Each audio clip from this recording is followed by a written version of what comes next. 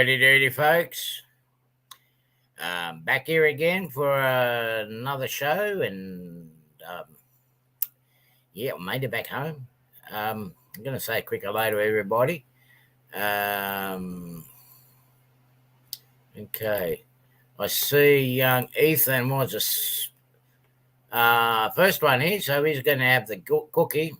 Sorry, the cookie, I haven't gone and done the shop yet. I only got home late last night.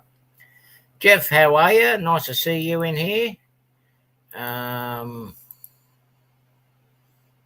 why are you doing that? Hang on.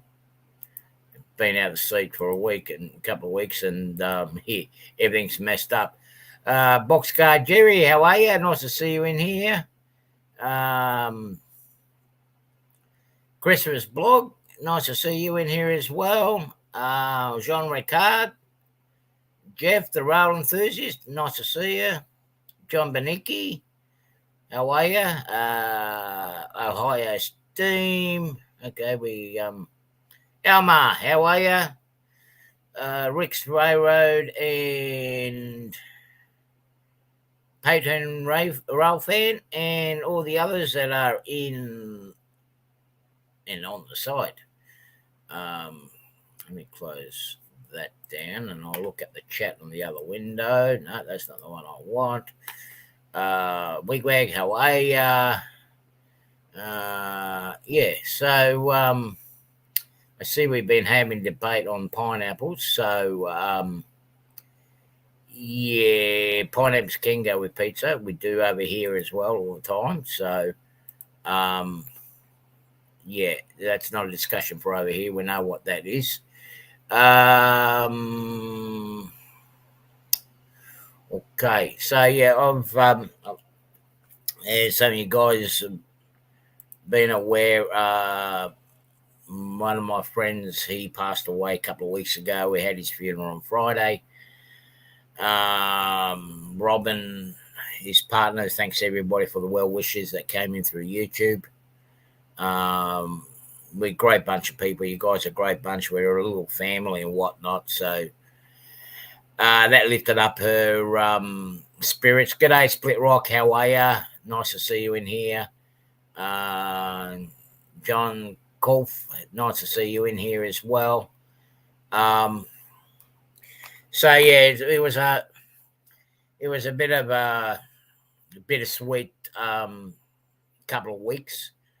Sorry I didn't go to everybody's live streams the last couple of weeks or chats or looked at the videos because I was just devoting all my time and attention to her. She's on her own. So, again, I apologize to everybody for not checking you guys out, but I will catch up eventually to what I missed out on.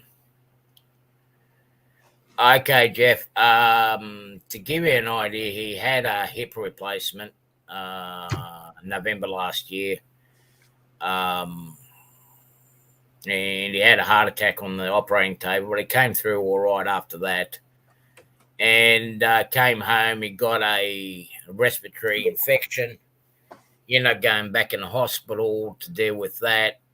He had a fall at home as well, which made it even worse. And he basically was just going downhill from that. So a bit of a sad story. The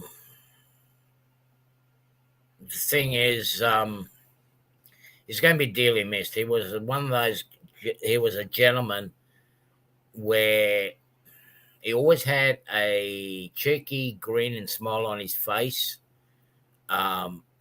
Even when he was angry, you didn't know when he was upset or whatnot, not much bothered him. He was a fantastic photographer. That was one of his main passions. And then modeling, like you guys would have seen some of the slideshows to those who've seen my Friday show that I put on. That was done by his partner, Robin. And if you see the modeling that he's done there, it's just so outstanding. I mean, he was the person that motivated me to do that, go that extra bit and throwing in that extra bit of fine detail into my modelling. And he encouraged a lot of other people to do exactly the same thing. He was an excellent role model. He even got Robin into doing model trains and scale building. And g'day, Les. How are you, buddy? He was just a remarkable man. He really was a remarkable man. I've known him now for 26, 27 years, and I've only seen him frown once. So it tells you what kind of person he was. Bill, you rest in peace, mate, and you go and have fun and doing what you want to do up wherever you are. So, yeah.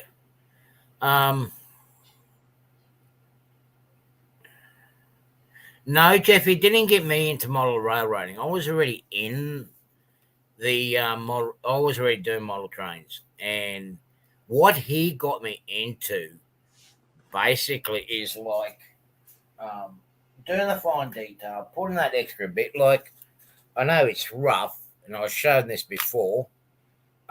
This is one of my first attempts of doing like the inside interior. Like, you have a look at those toilets inside and the basin. I mean, it was his idea of, he's the one that encouraged me putting little fine details like this into his trains. And even on the outside, I mean, he'd research a particular engine, and he will put the last fine detail on that particular engine. He'll go and study it. He'll study for a week or two. And it's like, well, that engine had that. And a lot of times he'll get this little lathe and machine all the bits and pieces up. And he reminded me so much of one of my uncles in Rijeka in Croatia that did brass ships for a shipyard, where they used to make two models, one for the shipyard and one for the customer. Billy reminded me of him. And I've got a lot of other models here that I've got details in it. He's the one that got me into scratch building my own buildings as well, like the one that's on my platform. If anyone's seen that from time to time in my videos. It was a good,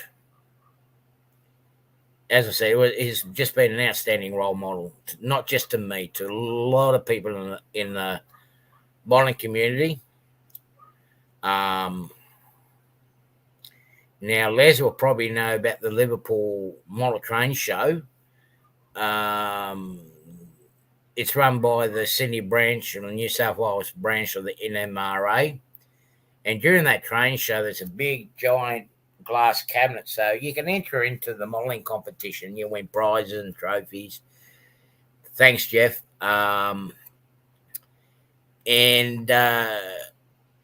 He doesn't say nothing until the last week or two that he's entering in the competition, and goes, well, this is the engine I'm going to present in it. And it's like, bummer. He's going to win it again. I mean, he won the top prizes, I think, about 5, 6, 7 years in a row. So, yeah, we didn't have a chance. Yes, John Benecki is going to be very, very missed. G'day, Steve. How are you? Anthony, hello, and thank you so much for covering my show last week. I'm so disappointed neither you or Dave from Crooked River or anybody come and pick me up at Cleveland Station. I even had a beer in my hand waiting for you. Well, that was the problem. You had a beer in your hand, and when you sent us the address, it was wrong. We waited on the other side of town for you. You gave us the wrong damn address. Well, it was. Next time, write first, then drink. I did put Station Street. Yeah. Do you know how long Station Street is? It's not a really long street. West Station Street, East Station Street.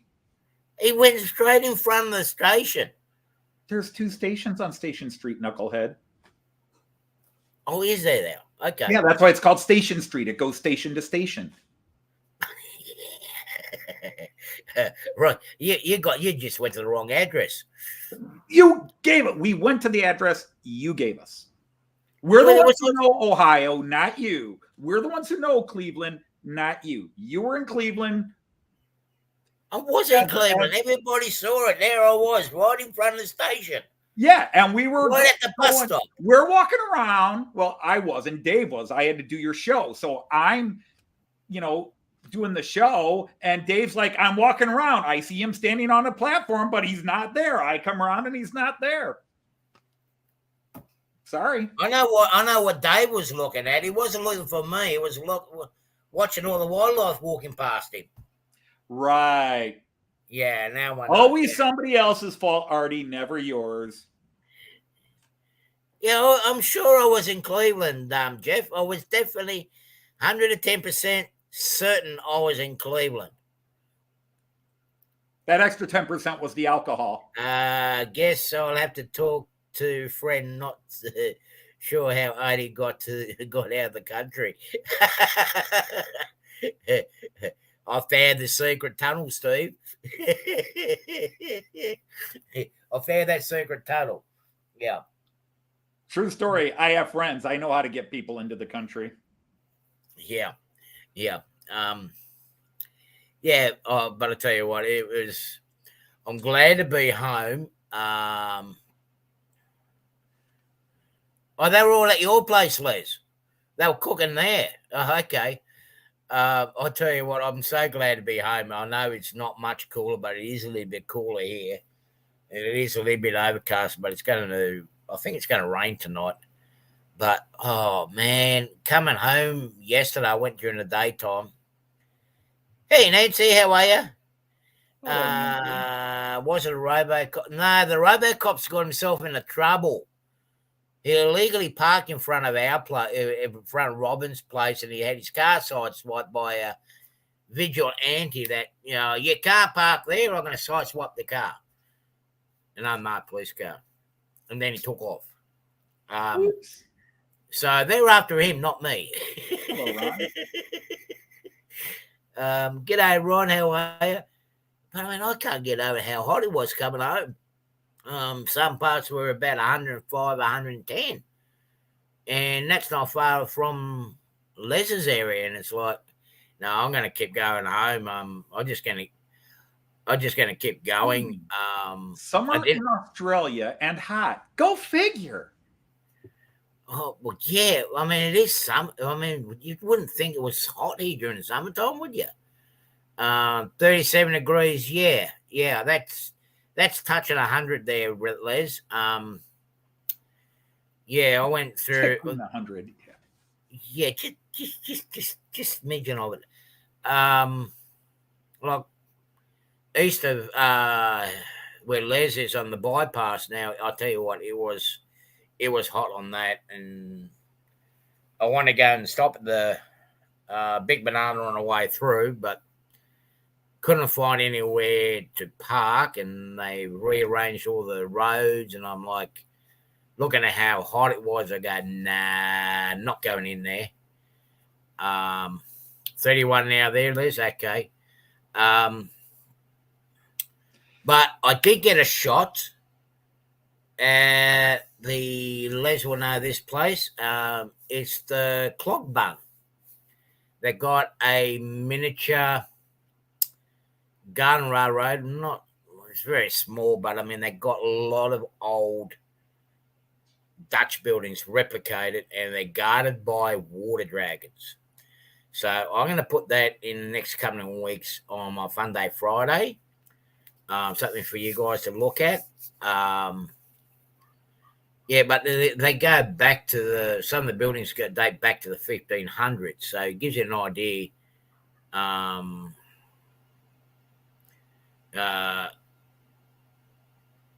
It brings you back. It gives you an idea what the buildings looked like. Look nice at the Endeavour channel at the harbour. Huh? What am I talking? What did I miss? What Endeavour channel? What? You mean Discovery Channel? Okay. I just want to know if they were all wearing wooden shoes. If it was the clog barn. Yeah. Well, no. I did get some nice shots. I didn't stay there for too long, and the crowd started coming in because everybody was taking a break. They were heading south, and I thought, no, I'll see you. I'm out of there. Because it's a 4-day long weekend here. I just want to get home. I wasn't too sure how bad the traffic's going to be at the Sydney end. Thankfully, it wasn't bad. And here he is. G'day, Dave. There's Dave right there. Yeah, we were talking about you. No, you were talking about him. I was defending him.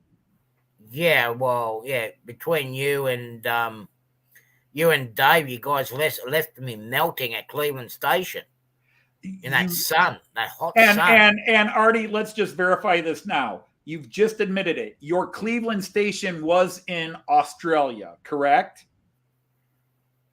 Was it? Was it? You told Dave and me to meet you at Cleveland Station. We just assumed Ohio. And there's 2 stations on Station Street. We waited for the one. We assumed you're at the other. And after a while, we said, fuck it. Well, the station's at the end of the line. There's no trains that go through it. Again, apparently you not only got the wrong station, I guess you need to put that little bit where it said Cleveland Station. Hey, Anthony and Dave, could you guys pick me up at Cleveland Station in Cleveland, Australia? That little bit threw us off. It's all right. I saw Dave walking off with that blonde and brunette. Australia and the rest of the world doesn't exist. You just assume like you're talking about Liverpool. And everybody's like, oh, you went to Liverpool. And you're like, yeah, Liverpool, yeah. Australia. Not the real Liverpool. The down under imitation Liverpool. Sorry, Chris. Because we have a Liverpool here in Ohio and an East Liverpool here in Ohio. Sorry, Christopher. And yeah, sorry for making it laugh while you're trying to do custom masking. You just give it a miss for now for at least an hour or so. G'day, Mystic. How are you, buddy? Hey. Well, Les, the Brisbane may be part of it, but it's still Australia. That's the debatable issue here, or the point of contention, shall we say. Well, I was going to go to Rome, but that would have been way too early. Then again, if I would have went to Rome, I would have had to wait for Jean and Ricard to come down to pick me up. Yeah, because Rome is so close to Denmark. Yeah, exactly. Yeah. And a bit of a swim. That's right. It's only a little swim. If you get the tunnel, it's an expressway right through. But yeah, it's you've been sampling the meth again, haven't you? But well, never mind. We said that live. Sorry, you did not hear anything, people. You did not hear anything. That was a sample that you sent me. Yeah, but you're not supposed to be. That's for distribution only. Didn't you read the damn package? I must have had the wrong glasses on. Jeez. Well. Shit happens. Just don't leave me stranded there next time. You just hope you're in the right place when it does. Yeah. But at least I had a good scenery, and I had a few things there to keep me entertained. So I was. Your left and your right hand. No, I'm sorry. No, it wasn't that. No, there was a nice little park area there, and then I checked out the yachts that I was going to take home with me, but just window shopping for yachts. Yeah. Yes. How much is that one there? $250,000. Does it have the gold-plated toilet? Yes. Yeah, no, not that one. I want to take one for a test ride. And not come back, right? Yeah. I just want to take one for a, I just want to see if it could sail around the world. Yeah. If it can make it around the world, I'll buy it off you. Yeah, exactly. If it makes it, I'll buy it. Exactly. Yeah. I would have been back sooner, but I got a flat tire. Oh, it's insane. Which way is it? Again, hello again, Nancy. Yeah, what's that? Nancy and Christopher, how are you? Did I miss anybody? No. Yeah, so we Mystic Railroad. Apart from what happened, I mean, it wasn't that bad of a time down there and up there. I mean, apart from the heat. Leo, how are you, buddy? Nice to see you in here. But it's good to be home. Something fishy in Denmark, and here it is. I thought that was my place. Sorry, Shakespeare was too elevated for the crowd, apparently, but we're okay now. There was something fishy in the state of Denmark.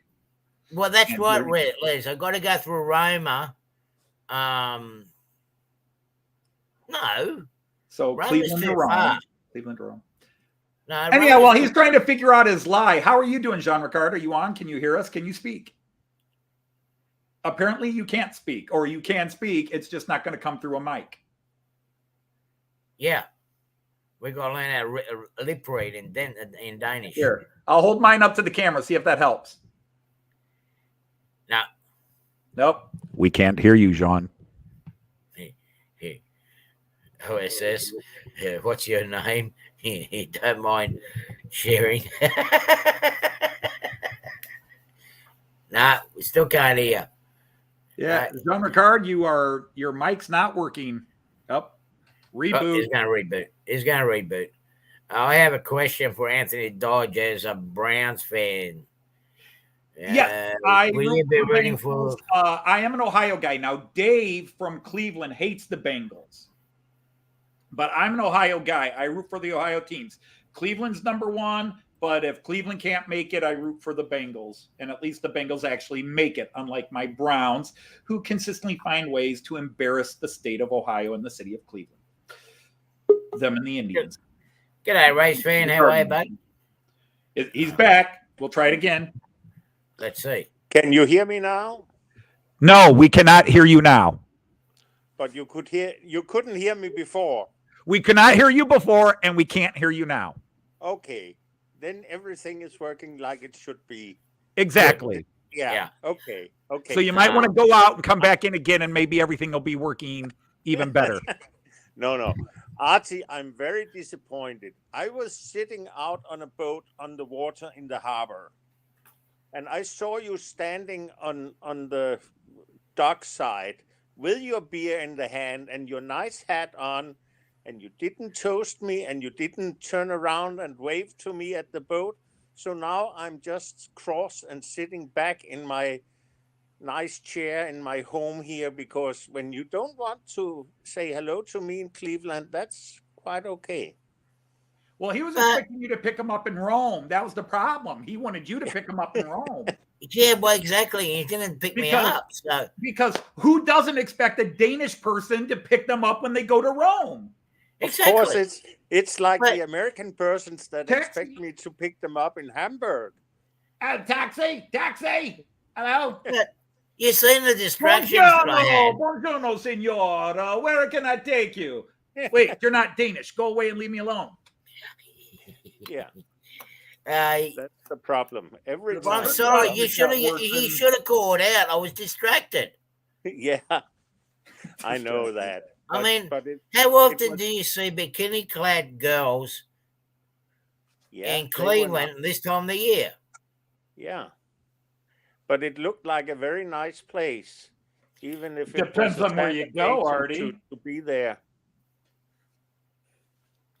It is actually. Sometimes there's not a pole in the way, Artie. It wasn't a pole in the way.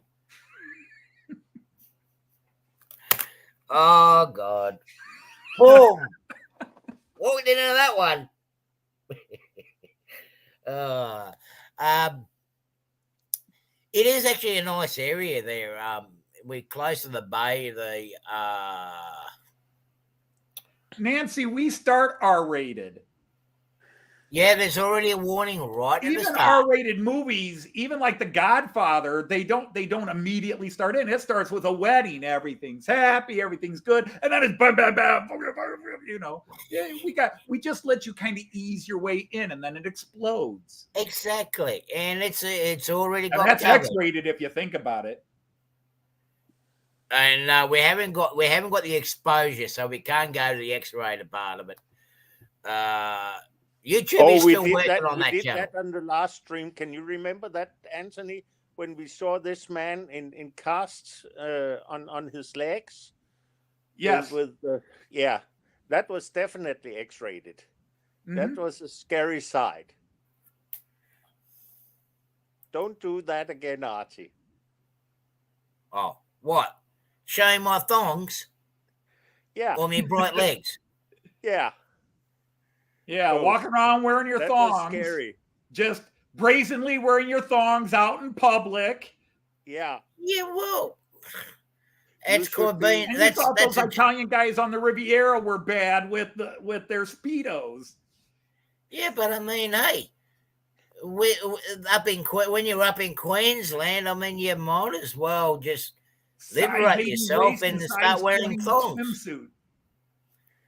I mean, us down here in New South Wales, in my area, we just go completely barefoot.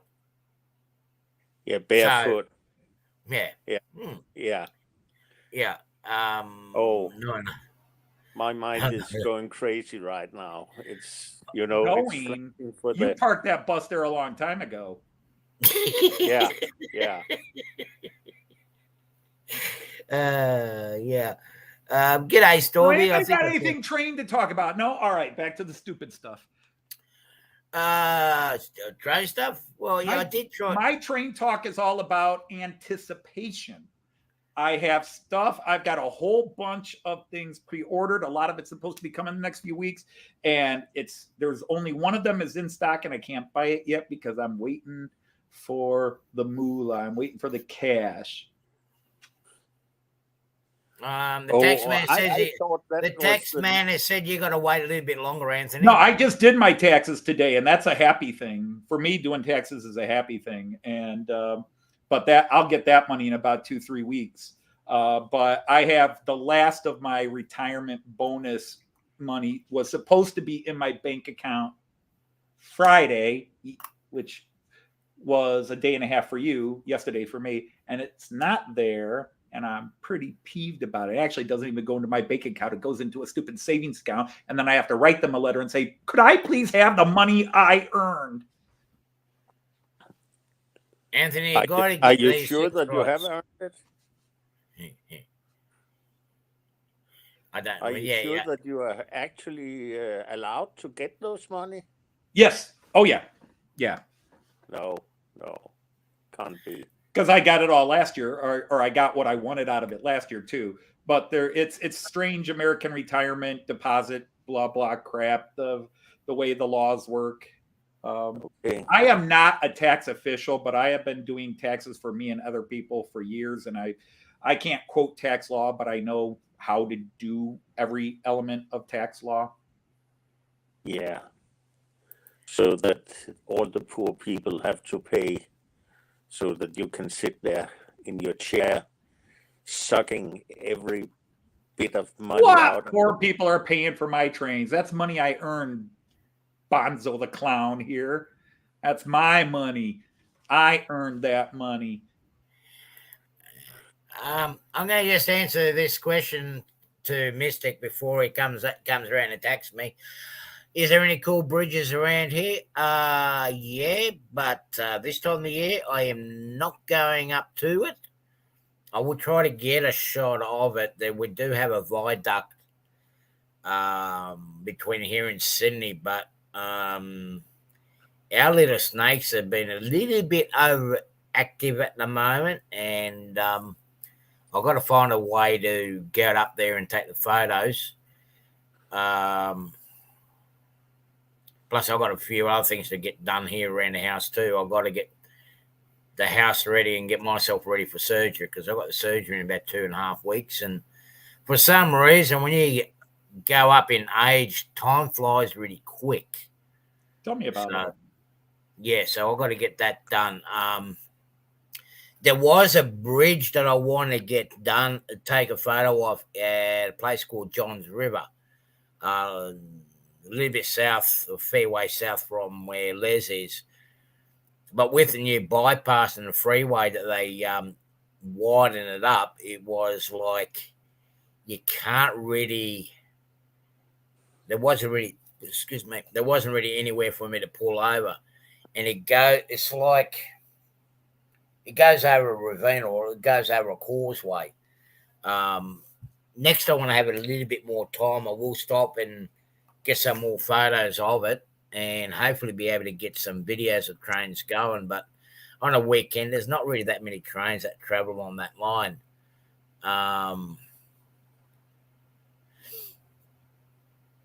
They don't want to eat you, Nancy. You got that. That's completely false, Nancy. They don't want to eat you, and they don't really want to kill you either, because you end up stinking the neighborhood, and they don't like that. I haven't had issues paying tax. I haven't had any issues paying tax either. No, I've every time there's been a tax levy, I always vote for it. I will happily pay more in taxes to keep the libraries open, to help the schools, to help the various other things. But we don't want to go too far down that road of what our taxes do and don't do. But, Thomas mentioned, is it odd the IRS wants us to do our taxes when they already know what we owe or get back? Well, no, they don't know. They know what you've paid.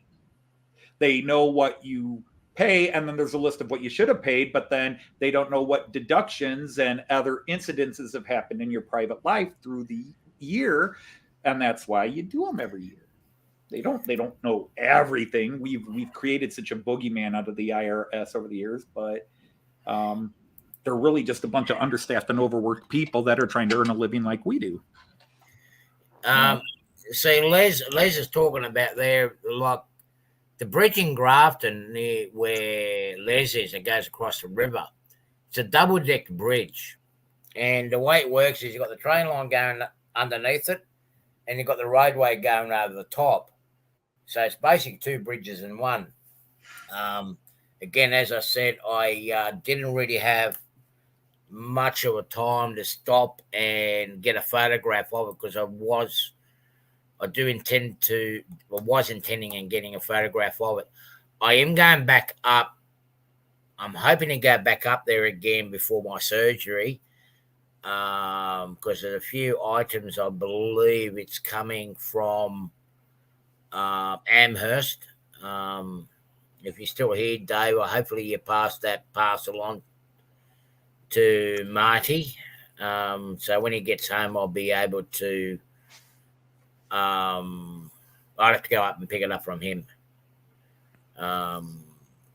Okay. So just for Aussies, and they're still on the different wildlife that'll kill you in Australia. Don't worry about the wildlife; the Australians will.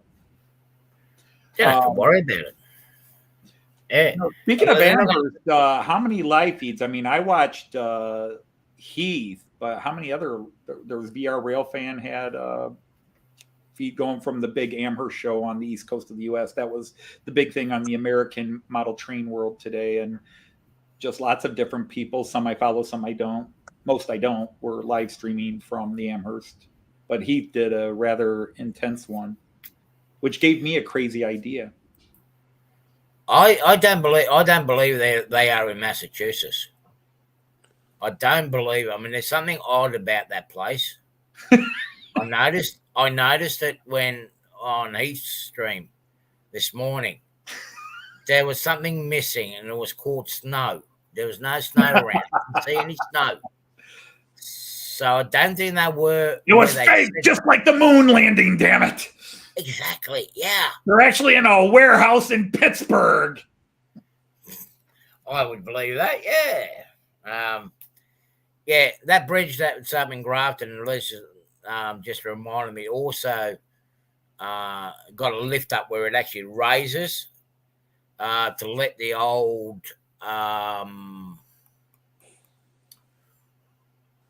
barge that used to go up and down the river system. There. Oh, it was actually. Yeah, Dave went to Amherst. Dave drove. Yeah, I know Dave was. Dave, I believe Dave ended up passing so for the off second time today, you're going to call Dave a liar. You called him a liar about not being at the station to pick you up, and now you're claiming he's not actually in Amherst either. But it was no snow. And you're saying the Amherst thing was faked. There was no snow. Isn't But that you've now called David from Crooked River. Now you guys can fight that out on like Cab Wednesday or whatever. Hey, there was no snow. There's usually about 3 foot of snow there. Yeah, but well, then you're lucky because you would have been lost in it, you hobbit. It's all right. I might be short, but at least I can tunnel through it. It was in the mid 40s. Geez, that was hot. That was hot. 40s. That's about 110, 120. What were you saying, John?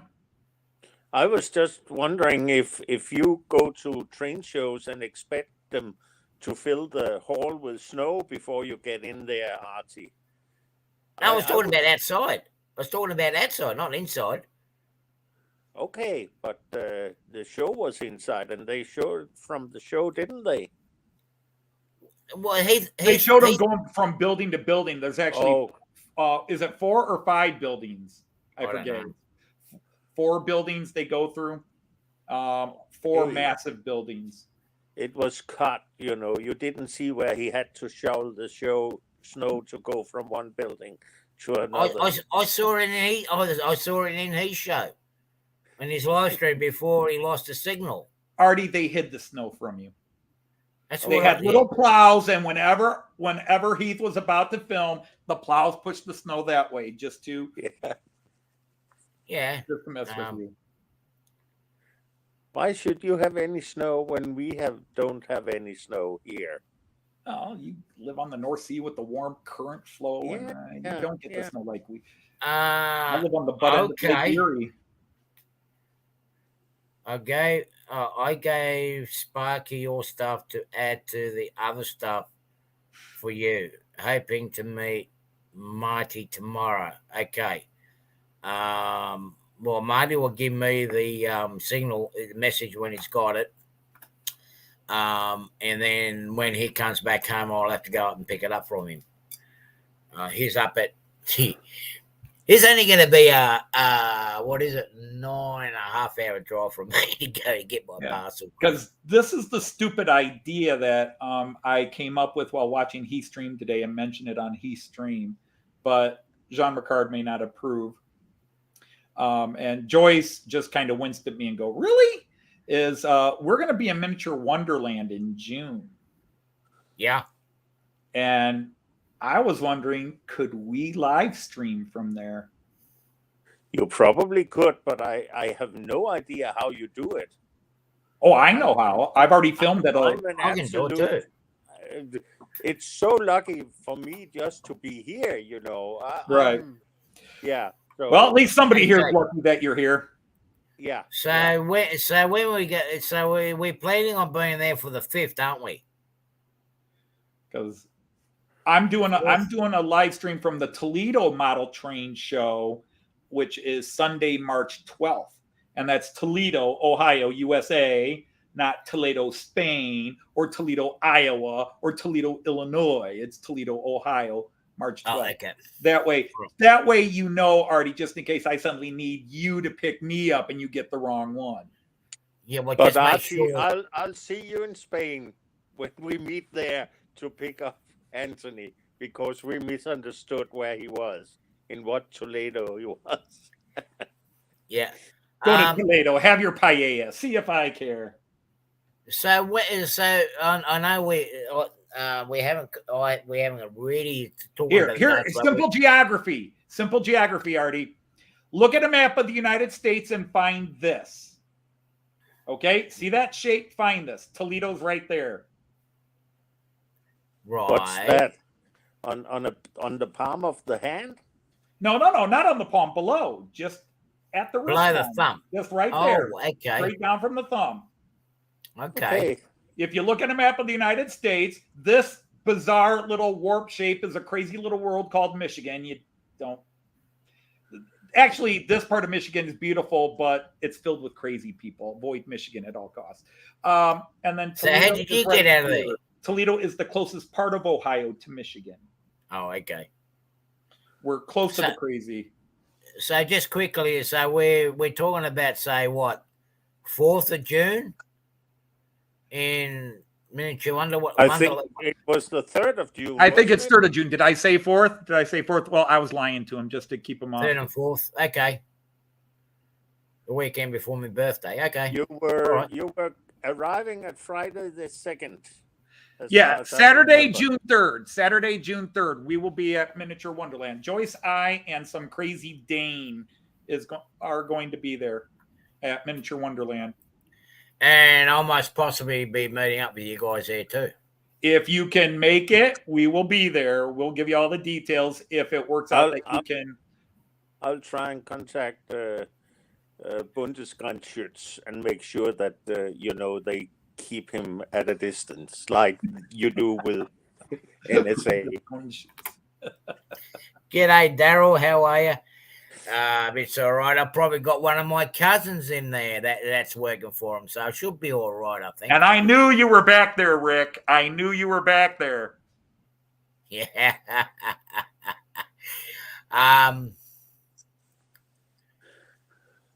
Yeah.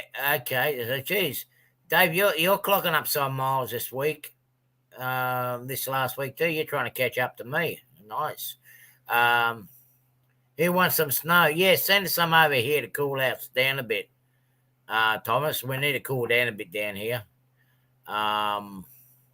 Just going back. You got snow a lot closer to you than from us. Snow? You got plenty of snow just a few hundred miles south of you, Artie.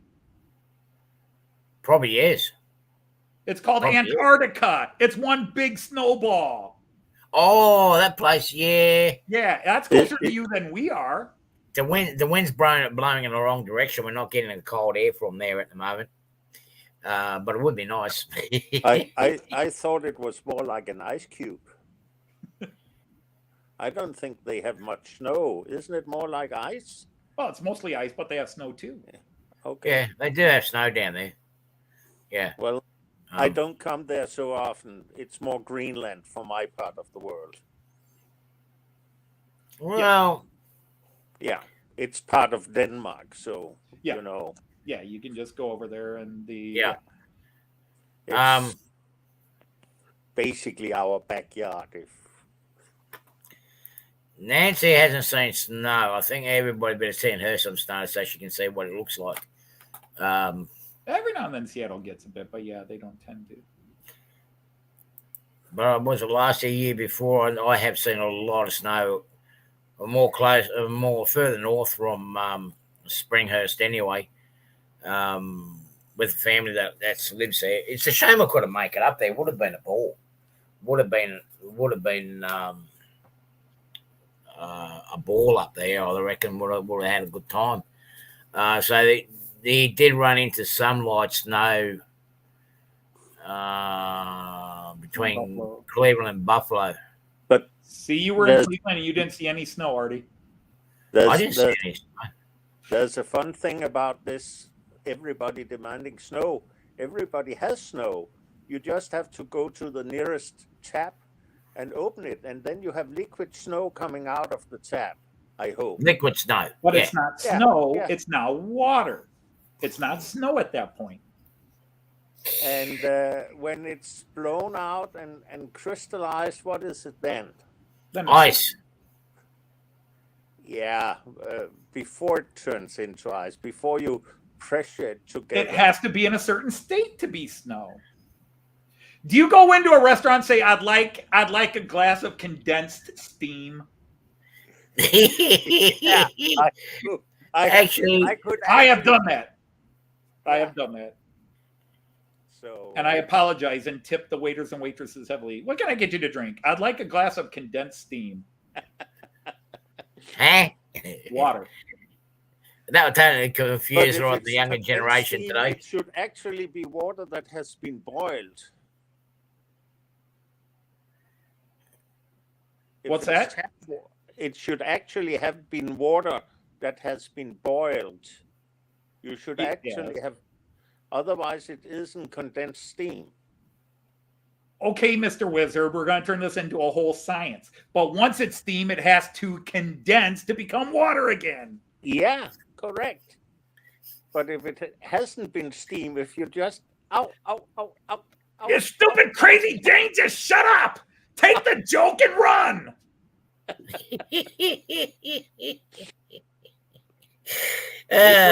With my liquid snow, I felt that you should have it back.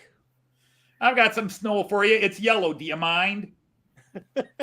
Well, you spilled your I Mountain don't Dew like over the it, did you? taste of it. So,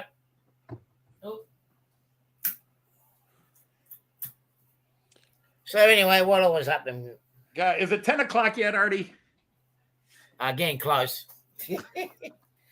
So what I've been doing is one thing I had a helping hand with when I was up in Brisbane, just to try to keep our mind off things, was oh boy. She showed me how to do Daryl. G'day, Daryl. How are you, buddy? Hey guys. Hello, Daryl.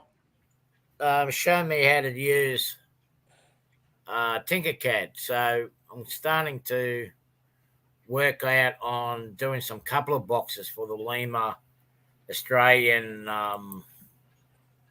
Indian Pacific cars. So they're still a prototype in progress, but I'll be able to get rid of the old Lima coupler and put this box up into it. Oh, okay. Where the KD will fit inside and it'll look more realistic than instead of looking like a toy train set. This is still work in progress, but I've got that. I've got some wagons that I've drawn up, so I'm going to get them printed out later. See how they turn out. I've got some of my own passenger trains and some of my own coal wagons. I think this is going to work out all right, actually. But what are you doing when you go through curves? When you have the couples fixed to the bottom? They will be able to swivel. The KD couplings are on springs themselves, so they pivot. Okay. Yeah. We've already have some carriages that got the KDs on the on the carriages, but it's got an empty space in between a couple, and it's actually closed in with Sort of the cover board. So I'm making a cover board. I don't know if you can. Yeah. Okay. You see that, and then you can just see the spring there. So the NEM coupler is fixed, or the socket is fixed, but then the which is why this doesn't work with my Miraklin stuff. Brown snow. Yeah, they're running. That's it. You can make me small again. Brown snow. We're not going to go near brown snow. I'm We're going to leave it. Let me see if I can dig up. Uh-oh. Okay, who's knocking on the door? Who's knocking on the door?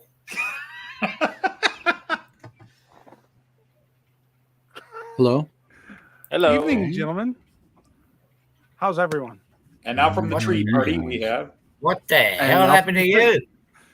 Straight from the forest.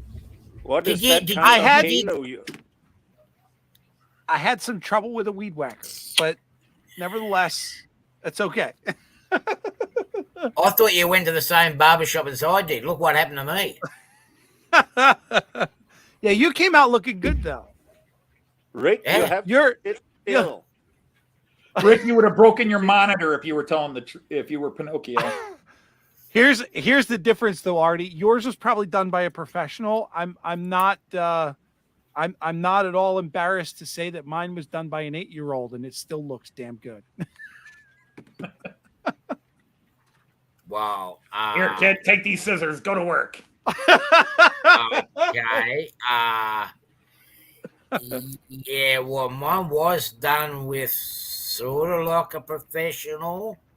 She's been doing it for a while. Well, she was a professional, just not as a hairdresser. Oh, yeah, that's her day job. That's her day job. Hang on. That's her morning job, sorry. You went to a salon and got your hair done. What was his name again? Her name. Oh.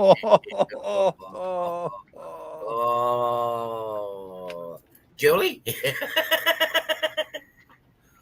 But I tell you what, I don't know about you, Rick, but I tell you what, you lose your train of thought when you have a haircut. That's you. I've gone out of the barber shop. Oh boy, you have really lost your train of thoughts then, Artie, because there's not a straw of hair on your head yet anymore. So Well, it was bad when I came out of the barber shop and went out to see go out to my car. And of course, I got a renter car. I got one of the new Hyundai Tucsons. Oh, when I was 17, 18, 19, 20 years old, a 4-year period there, up the road from my house, there was this chain of hair places called Fiesta right. Hair salons, and they cut your hair, and it was, back then it was like $5 or whatever. And the nice thing is I was well over 6 foot back then, and the two girls that worked there were rather short, and to cut my hair and do stuff, I would have to lay there, and they would have to be bending over the chair where I'm at with their chest and everything in my face while they're trying to cut my hair from different places. That was good times. Sounds like you were at the same barbershop as I was. But the funny thing, what happened with me was I'm going back out in the car. I remember parking out in front of the barbershop. Going on 20 years now. But I see the car parked far away. I go, why did I park the car there for? Oh, that's right. I parked the car there because I've got plenty of room to go in and out of.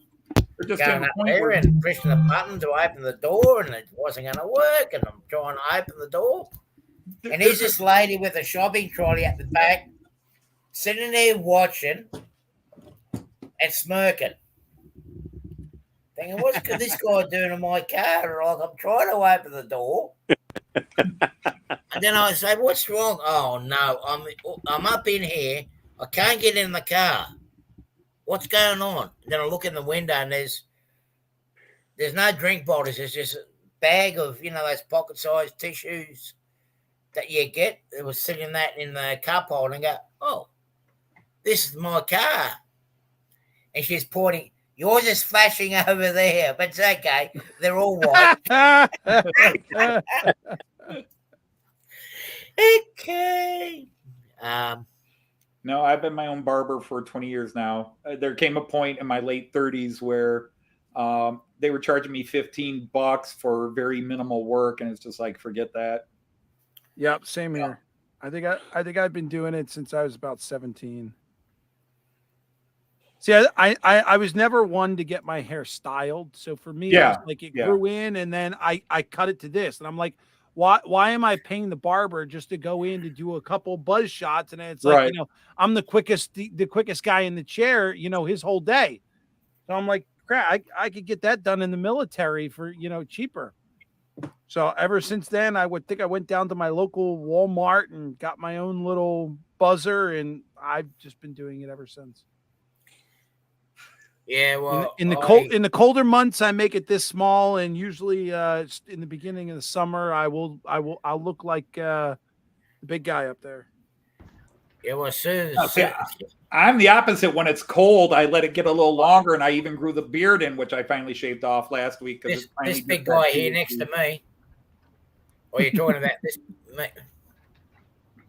You over there. Oh, well, me. You're both kind of shiny. So. Well, mine just recently been polished. So. You know they go into car maintenance. Wax on, wax off. Oh yeah, she waxed on and waxed off all right. So did you, I heard. Yeah. Yeah, but Rick, you're the one who just said you went and bought a buzzer and you've been doing it yourself ever since. Oh, yeah, absolutely. Hey, can you guys hear me okay? Yes. We can hear you. Sorry, buddy. When you say something, we can hear you, but I don't know about everybody else, but it sounds like you're a little far away. Oh, really? Well, I'm trying out a new mic. I got that Yeti Blue mic, and for a while there, I couldn't hear anybody. And so it still sounds like I'm far. Well, let me see. It might be my setting. Hold on. Let me go back. Tap the microphone you're using. Oh, let me do that. Nope. No, that's not the right one.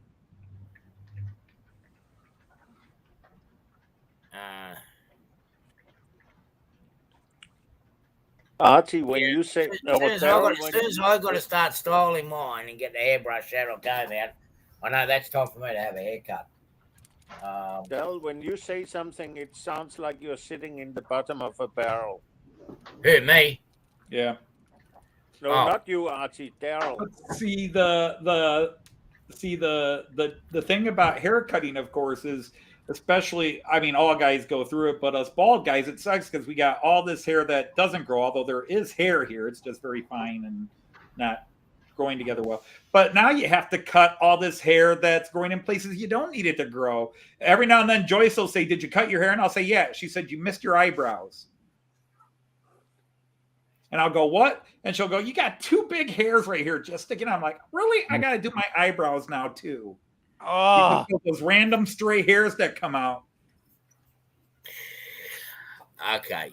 We won't talk about the ears and. You're talking about those hairs. You don't have to worry about nose hair; it just blends in. So the other couple of things I'd done before I went, and printed out a couple of these. Why is that? Engines to make up a load, and they need to be painted up yet. Looks like a diesel GM.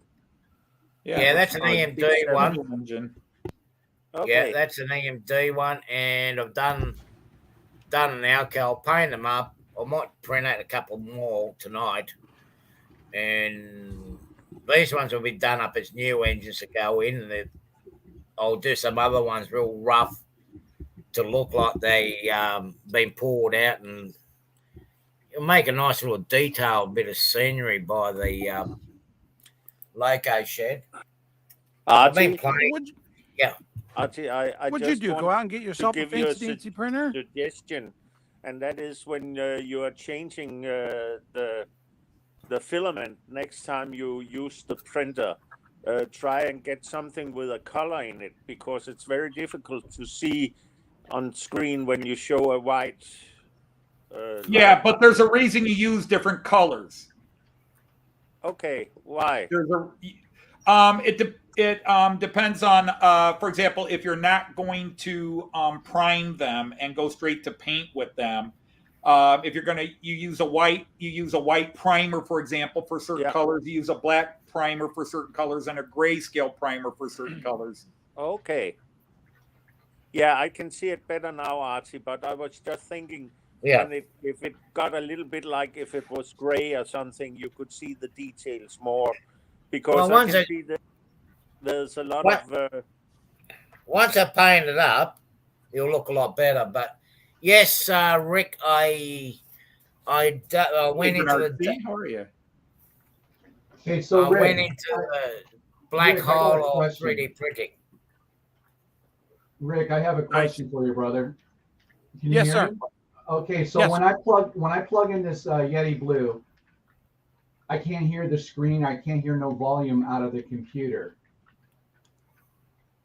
So did it set up as a microphone as well, or I mean earphones as well? I don't know. How would I know if it's set up for microphones? Usually too? when you pop something, it'll say, do you want this to be earphones, microphone, both? Okay. All right. If you look at the bottom of your screen next to your time, there's a little speaker icon down there, right about down there. Right. If you click on that, it should show you a selection of different speakers that are available. When you plug in whatever it is set to now, because you can hear us, when you plug the Yeti mic in, make sure you click on that speaker and change it back to what it is now. Okay. All right. Okay, this is Bluetooth not connected. Air mode available. Wi-Fi. Okay. Yeah. All right. Christopher. I'm sorry, he's talking to Rick, so I don't want to interrupt. Okay, Christopher. A lot of your metal colors show up best on black. They come out looking more richer, looking more metallic on black primer than say on gray or white primer. So yes, Christopher, there is a reason with black. You tend to use a black primer when you want to do gold. Now, again, when guys are painting action figures, you just spray the whole, whatever. But in a lot of cases, if you know that whole thing is going to be a certain color, then you either hand paint it black prime, or you paint you prime the whole item black so that the metallic colors will show up better. Good night, Ohio. Good night, Ohio. Opa, my only caveat to that is to when you want to see something like and this is only my results. When I'm painting my buildings and I see a lot of the the metal accents like the electrical panel and, right, some of the other items, and you want them to look like a galvanized steel. What I'll do is I'll paint the item in a gray primer first, and then I'll hit it with an acrylic, a metallic acrylic silver, right, and it comes out looking this galvanized steel kind of look. Yeah, very nice unit. What is it supposed? It looks like a cooling unit of some kind. What is it? I believe it's supposed to be an electrical transformer. Actually, if you look at it, if you look like it that way, you can see the two doors on the front, kind of. Yeah. And this would sit outside the building. Your primer, like Rick said, your primer will affect the tone and the tint. So yes, if you want to get a slightly different effect, but he's talking like specifically like very silver. And this goes back to all the, I don't know how long I've been painting them. Well, for about 30 some years, I was painting, like Warhammer figures, but tabletop battle figures and the old schools, you use different color primers for different effects. But when you're mass producing, I tend, like if I'm mass producing, if I'm going to do a whole building, I just do the whole thing gray, unless I know it's going to be a white building. Then I will do a different one, because a lot of times you don't have time to say, okay, the shield's going to be mostly gold, so I'm going to prime that black, and then this part's going to be when you're mass producing and trying to put it together, you pick one primer, and gray's always happy, but gray does give you certain effects that black and white won't give you. But Anthony, why did you then choose to make your buildings in orange? Because I do prime them. And orange PLA is actually a less expensive one. Okay. But now I actually have 2 rolls of gray PLA, but I'd probably still prime them in. Yeah. Whatever. Oh, wait, you have a 3D printer also? Yes. Which has been. Yeah, man, I'm behind the times here. It's been sitting over there unused for a year.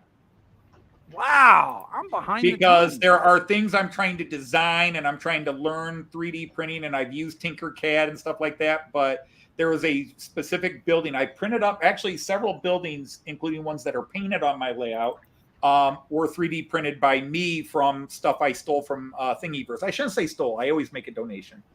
And I printed them up and painted them. Very nice.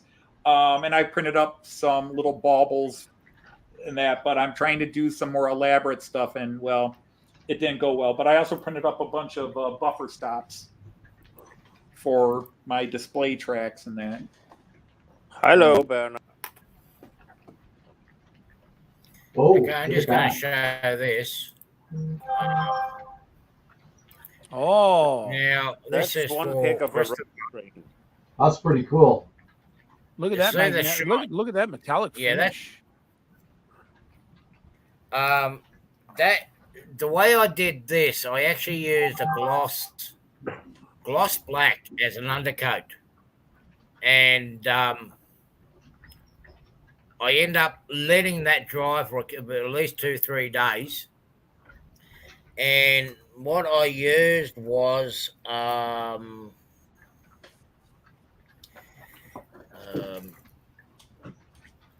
used extreme metal paint and sprayed it down and let it harden, and that's the finish that I got, and I didn't have to polish it. Nice. Right. Yep. Now I have got the dull one. That's the dull one. That's using dull aluminium, but it is still reasonably shiny. Did it come up? Yeah.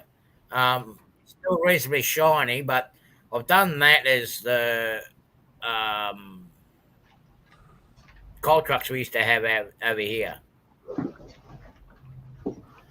John, it's not the old cab over. These are actually the new cabos we have here in Australia. They are the K200s. They are still producing Kenworth is still producing cabos here in this country. The biggest feature in these ones now, you don't have the raised section in the middle for the engine. You don't have to climb in the bunk. They've actually got a European style floor in it now, which comes up to about the door level, and you can just walk into the bunk now. They have actually completely and utterly redesigned the cab overs.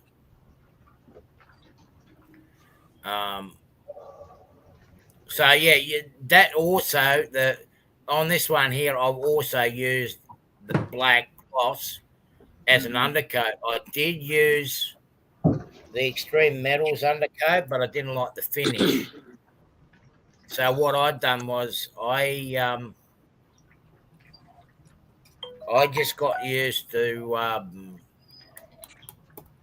the cheap spray packs from the hardware store at a dollar shop, and used that as my undercoat. Just excuse us for a minute. I'm just going to check this message. There's a cool shot. But yeah, I mean, we could literally turn a serious show and talk about not only painting, but all the little effects painting and various techniques people have to create certain effects, because it goes just beyond primer and paint. There's and nowadays there are so many custom colors of paints. You know, when I was young and first started painting in the mid 70s, painting models and then HO military figures, it basically, you could buy tester paints, and at that time tester seemed like, at least at the stores around here, was mostly enamels. Acrylics seemed to come in later, or you could spend extra money and buy the Revels, which I didn't know at the time. Revels were imported, but they were always more expensive, so I always bought testers. But when I finally got into serious model painting in my late teens and went to the local wargaming hobby shop and started buying figures and painting, they were like, okay, acrylics and do this and do that. And, learning the shading techniques. And I went through phases where for a while I got really into it, but then there came a point where I'm buying 60 guys that I want to put on a battle table the next day, and it becomes assembly line painting. It's like you take them outside, great primer on everything, and then am I going to do the eyes on all these guys? No, I'm not going to do the eyes. Run them off. You do that.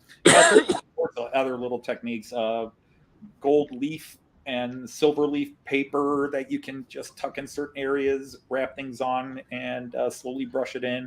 Powders that you see now people using in weathering and all these things. There's just a million ways to get to where you want to go with painting, and there's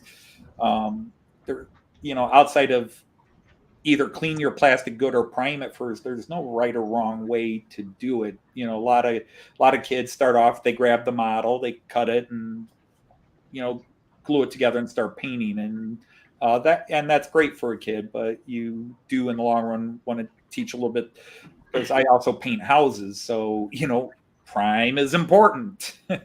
Right.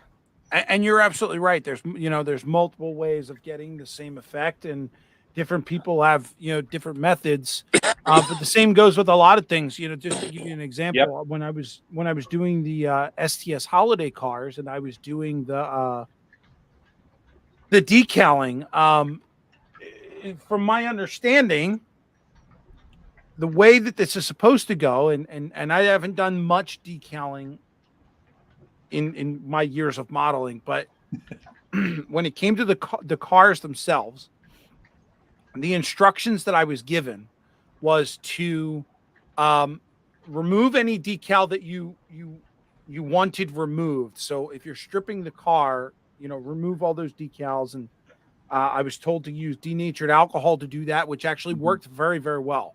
Yeah. It didn't disturb the paint. It just removed the decals. That was awesome. I thought, like, after I got that done, I was like on a roll. This was like cake work, right? I was then told to spray the car with a gloss rattle can. And I did that. And then I don't know what went wrong after that. It could be either I was using the wrong rattle can, which I don't see how, or it's possible that I didn't give it enough time to dry, which I think might have been my issue. Mm-hmm. But the moment I put the decals on there, and I was using the Walthers Solvaset, which is exactly what I was told to use, which was recommended by the person who I know does decals very well. The Solvaset was literally eating through the gloss, and it was showing the matte finish underneath, and I'm like, this is not going to come out well. And I let it go. I got all the way to the end, and completed all the instructions that I was given, and it looked like crap. And I had to take it all back off. I had to strip it all back off, get down to the bare paint that was on the car. And believe it or not, I went against the book, and I said, you know what? I'm not going to use the gloss. I'm just going to go ahead with the decals. And I applied all the decals using the Solvaset directly to the paint that was on the car given by the manufacturer. And after the decals all dried and everything was on there, I gave it the matte finish, and they came out. I'm not going to say they were perfect, but they came out looking great. I thought they were great. The one person that I know that won the contest, Pappy, just uploaded a video a day or two ago when he received his, and he said it was phenomenal. It was probably one of the best cars that he's gotten, which I was excited about. Wasn't an acrylic gloss. No, it was a lacquer, I believe. It was made by Testers. It is this stuff. And I apologize for the green screen. Take that off for a second. It was this. Put that over my face there.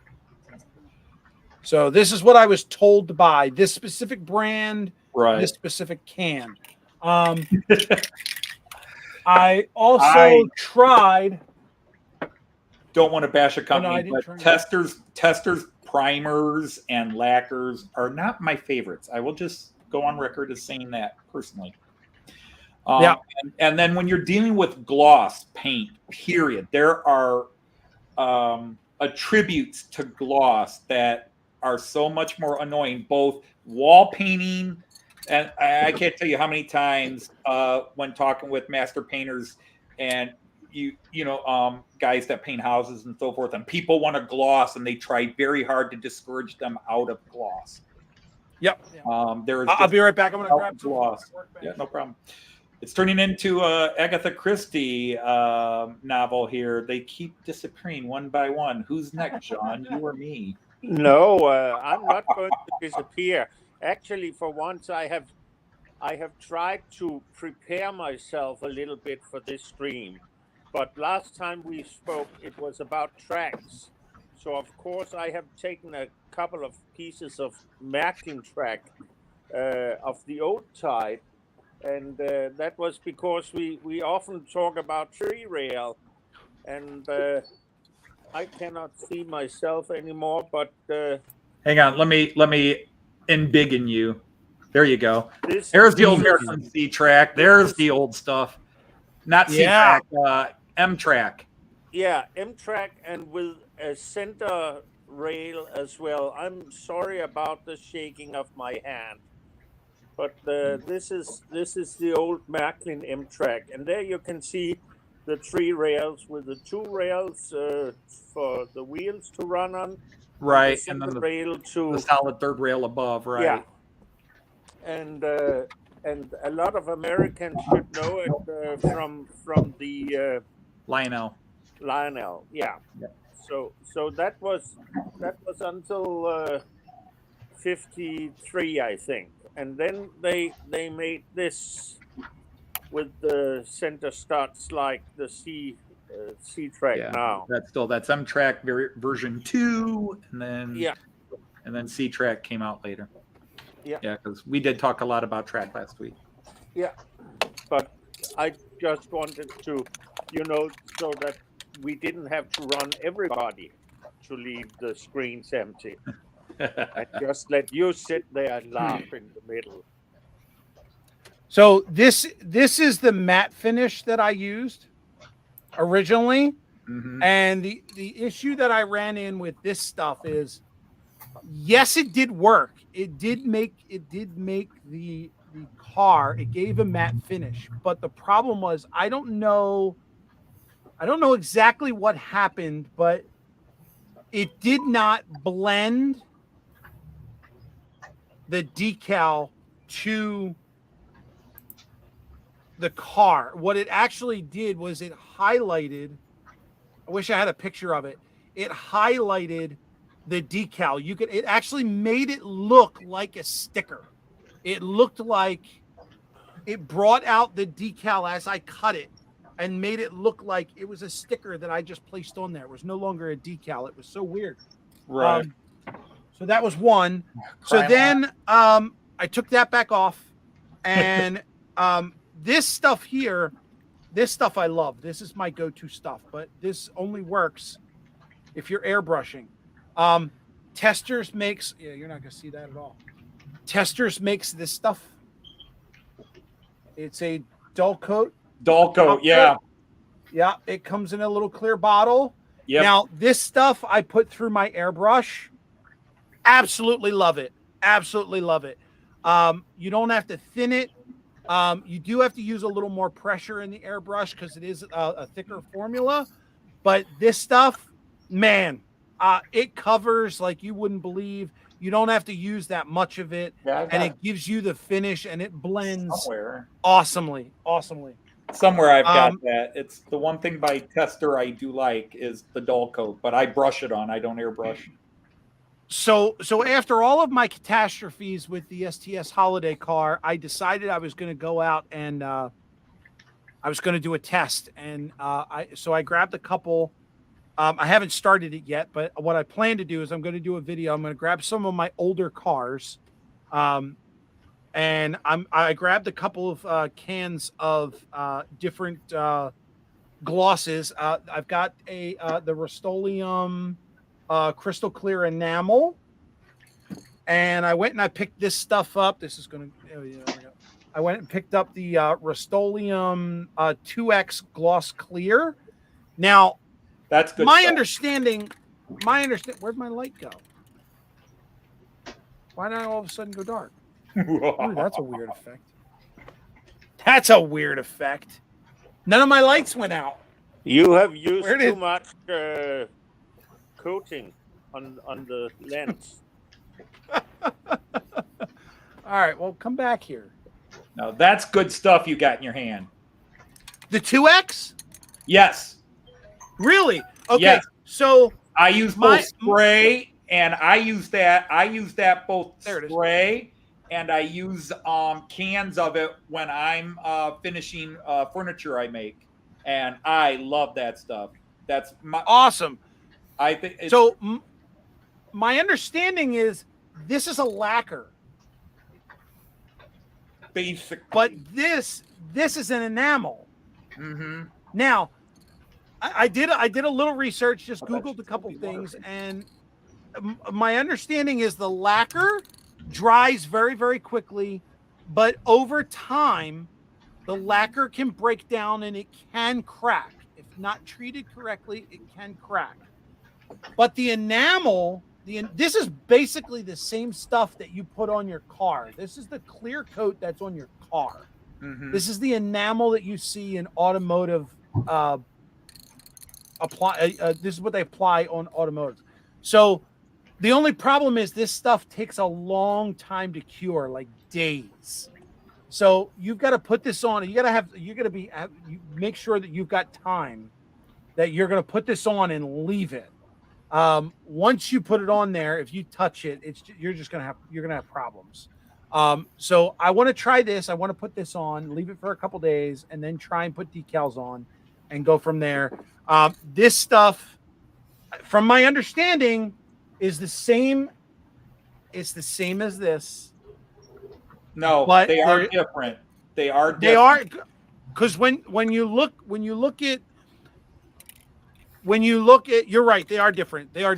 But when you look at the ingredients on the back, the only difference that I found is there's one extra additive in this that is not in this. Mm-hmm. So whatever that is.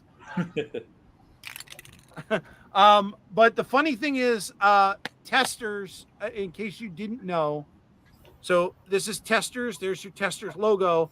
But if you look on the back, they're now a Rust-Oleum company. Yep. So these guys are making all of this. Mm-hmm. So just keep that in mind.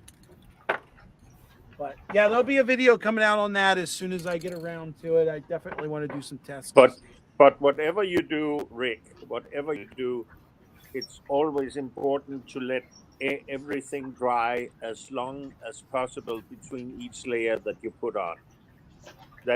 I absolutely agree. And to be honest with you, I think that's the problem that I ran into with the STS cars. I wanted them. That's a very typical problem for us doing model work. If you don't have the patience, actually, you want it finished before you get started. So you But I think I rushed it. And that was so. Instead of working on one car, you should take the entire bunch and do them all, in a sequence and let them wait from coating to coating. I agree. I know that now. and Thomas is in here. He's Thomas at Split Rock there. He's got his little tip he's talking about with Tamiya paints, which are just they for the most part they are very high quality. The funny thing is every company I think has certain colors that they struggle with. And then I think everybody struggles with yellow. I don't know what it is about yellow. I have tried paints from so many different companies with yellow. Yellow is always one of the hardest colors to paint. Yes. It's just something about what the chemicals they need to make yellow. It's so funny. Yellow it seems like anytime you try and paint yellow, it just, no matter how many coats you do, it always looks translucent. Yep. But I'm, everybody has their opinions. I'm personally a matte finish dull coat person. I don't like gloss finish on anything. But that's a personal preference. It's not a right or wrong. But Okay, Anthony, guys. since you are not weathering your coaches, I think you have a lot of trains that are gloss. The rail. They probably are. I've got some things that are probably kind of shiny, but I still don't know if they are true gloss. I think they are. I'd have to really look at them. Artie, what's up? Okay. You guys can continue on the show. Something's come up. I got to duck away, so you guys can continue on the show and just finish it off at your leisure. Okay. Sorry about that, but just something urgent has come up. Okay. So I'm gonna have to do it. Archie. Okay, Artie. All right, Artie. Okay. So Artie. thank you everybody for turning up, and you guys, between you, Anthony and Rick, finish the show at your own leisure. Okay. Okay. Sounds good. Okay, Artie. Yeah, I Good really night. want to cut out at 10 tonight myself, but Yep. Right up. See you. See Take ya. care. it rains Don't a lot. hit the so red gloss button. coat. Yeah, that's it. That's another thing that I learned. I screwed up one of the cars by the day that I was doing it, and I didn't know this. The day that I was doing it, of course, I'm working down in my basement, and I can't use rattle cans inside. So I thought to myself, I'll just run upstairs real quick. I'll duck my head out the door. I'll spray the can, and then I'll spray the car. And then I'll bring the car back in and I'll let it dry on the inside. This way, at least all the spray is outdoors. Right. Well, I didn't know that you're not supposed to do that when it's raining. So, not now. I was under. The funny thing was, I was under an awning. You were awning and on. Well, yeah. It literally it looked like I don't even know how to. It looked like when you've got some sort of like oily. I'll tell you what it looked like. If you've ever cooked something and used oil or butter, and then you took it to your sink and you put your dish detergent in it and everything just goes, whoosh, that's exactly what happened to the paint. I sprayed it on there and all the paint went and just went, it split. I literally watched it like curl up and crinkle. And I'm like, oh my God, I had no idea what I did wrong. Now, the car did not get wet because I was standing under and when it happened, but apparently you're not supposed to do that with the humidity when the humidity is up. And obviously, even though it was cold here, it was like 40 some degrees. It was raining, so it was humid. And I sprayed that thing and I got a good coat on it, and I thought I was doing the best. And then I looked at it and then just literally watched the paint peel back, and I'm like, oh crap. I actually came back downstairs because I was talking with Nisi at the time, and I came back downstairs and I was like, I have no idea what just went wrong. I had no idea, no clue. And then she did a little searching for me, and she was like, oh yeah, you can't do it when it's raining. And I'm like, I had no idea. Yeah. So that was a surprise.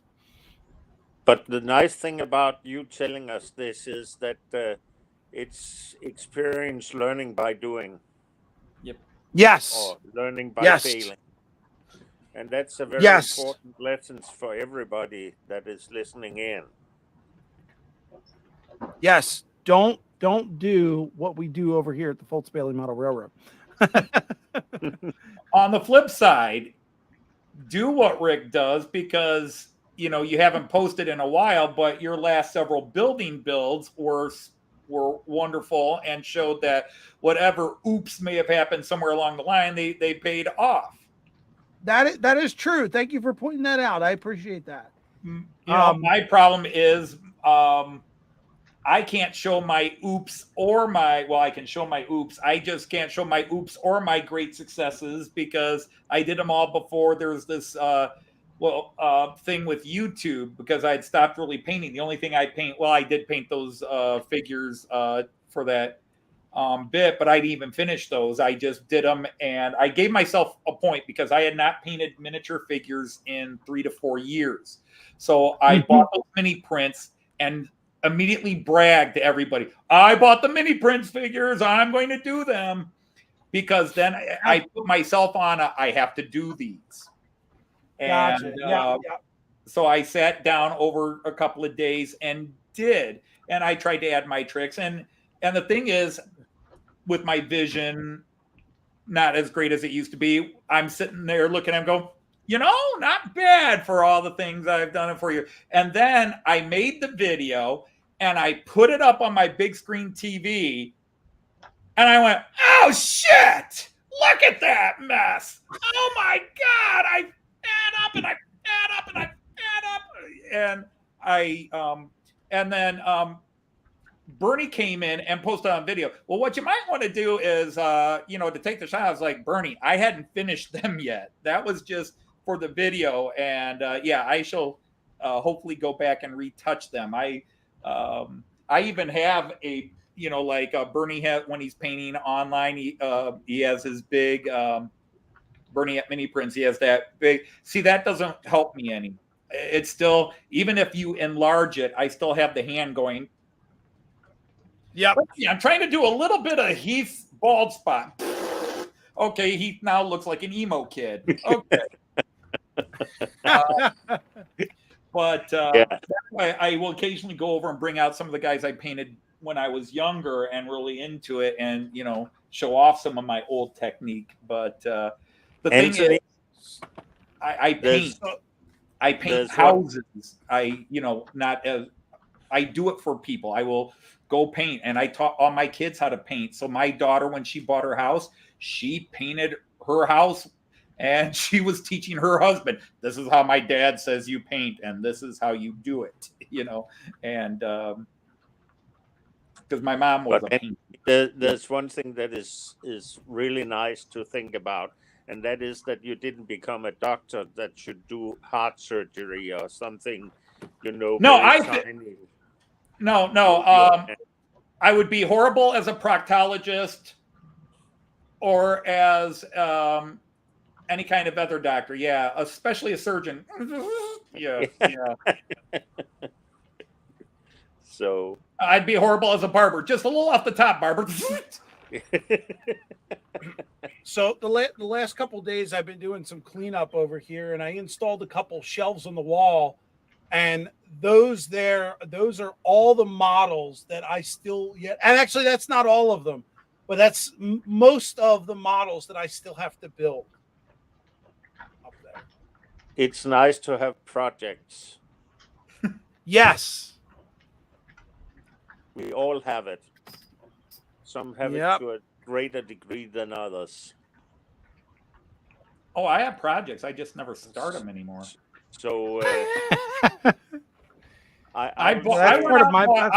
last March, before I went to the UK, I'm like, okay, when I come back, I bought all the new Fowler car stuff. When I come back from the UK, I'm going to get started on that Fowler car stuff. And I spent one day where I took out all the old track and dismantled and started laying stuff out. And then I just said, wait, this stuff isn't lining up. Oh, wait, they reshaped how they did this. And I don't want to re-drill holes. And then I walked away. And 6 months later, I still have the stuff just sitting there waiting for me to put it together and doing it. But at least you have it on the table, Anthony, sorry. Go ahead. My model railroad is basically in boxes. Uh-huh. Yeah, I don't even have a table to put it on. I know. I know. Yeah. So you got them on, did a couple of videos with them, and it was nice to see. Although I think you could still do some videos for your channel and just say, here's my collection. I could, but it's so nice when it's all in the boxes. You have to put it back in the boxes afterwards. Excuse me, what was this about putting them back in the boxes? Yeah, you have them on but I put mine back in the boxes after I have taken a video of it. All right. Yeah. Over your right shoulder, there's a wall, shelving. There, yeah. No, there's no space for model trains there, you know. Where there's a will, there's a way. That's my problem. I don't have the will. But Anyhow, you know, Rick, you were going to say. Nice. It's so nice to keep it in the boxes like this. Oh, that's a classic too. That's I don't know. That's They the look like Miracle empty blue boxes box. to me. That's the Miracle blue box. Yeah. I still have all my mini prints and orders that I've gotten from mini prints that I still have to do. Yeah, I've still got. I remember what I was going to say. Ones I'm giving away, so I've got to.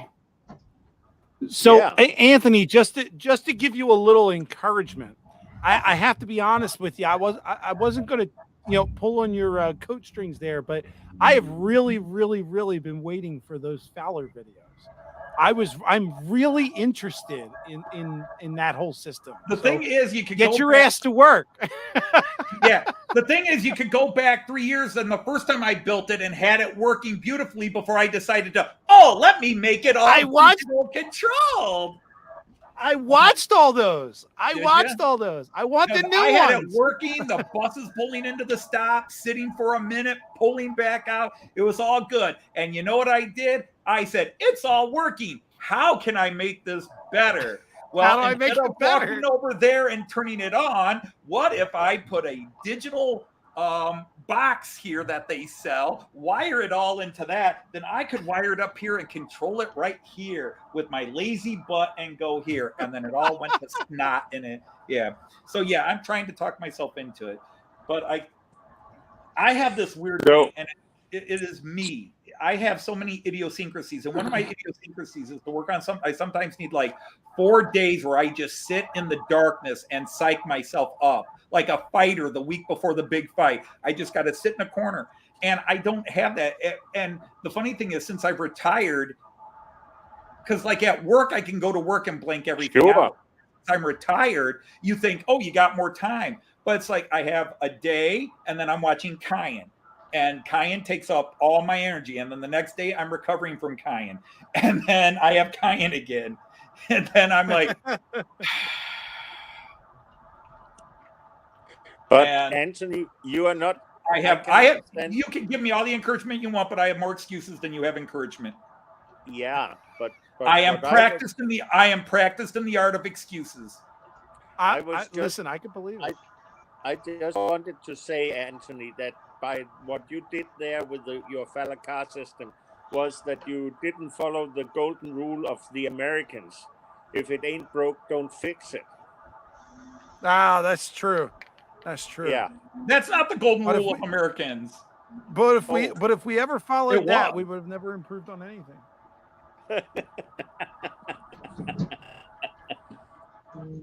Well, we can't always sit around and wait for the Europeans to figure it out the right way. No, that was our problem. We had it all figured out.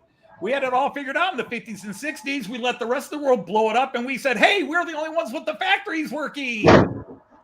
And then the Germans and the Japanese said, oh, shit, we got to build all new stuff. And they went, well, let's get all the new guys with the new ideas to build new factories. And the Americans were like, yeah, ours work fine. And then all of a sudden, 1973 hit, and nobody wanted those 8 mile a gallon cars that seat 20 comfortably. Right? We did not allow ourselves to catch up. We were too comfortable where we were, but so that's just it. I normally it's a good thing to break that, to say, hey, even if it's not broke, can we make it better? But yeah, sometimes, because the thing is, it should be plug and play. That's why I went with the Fowler car system. It should be plug and play. The basic system is still easy. And that was my backup plan. Joyce just said, honey, if you can't get it working this time, just have the circles running. Just do it and have the circles running. And I'm like, yeah, but now I'm debating, do I want to use the track that I just spent a couple $100 buying all the new track? Or do I just want to embed it in a piece of wood myself and just have one big piece and design the track myself and just kind of custom fit it over my bus system there? And I can't make that decision. See, now I made the stupid mistake, and I was watching YouTube, going through some shorts, and I came across a slot car video, and my son peeked over my shoulder and he went, "Oh, Dad, I like that. I want that. Can we build that?" And I'm thinking to myself, do it the easy way. I'll go get him a starter kit, whatever. He can play with it. And then I sat down and I got to thinking, and I'm like, I haven't done slot cars since I was a kid, and I had a starter set then, but I'll bet you I can build that by hand.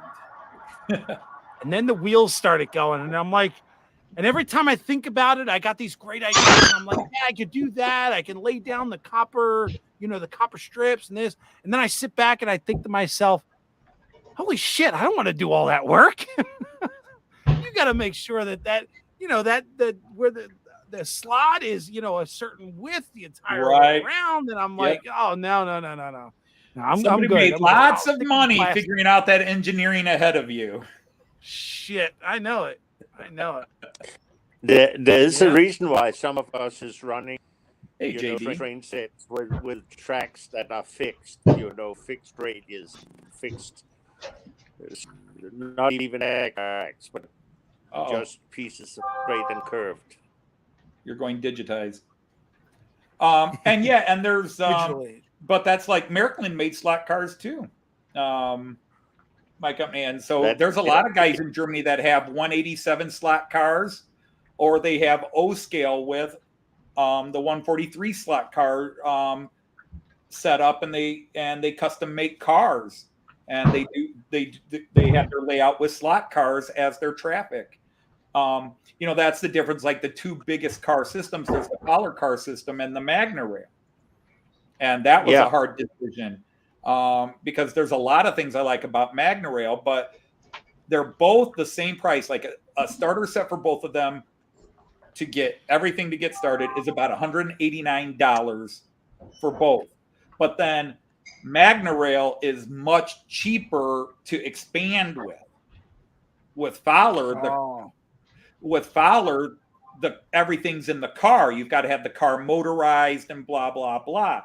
With Magna Rail, you can make any HO scale car, almost any HO scale car of any size, you can have it working on your Magna Rail because it's all in the motor. It's got a chain drive motor that pulls magnets. So you just stick the magnet underneath your car somewhere. Under the car. And it just drags the car.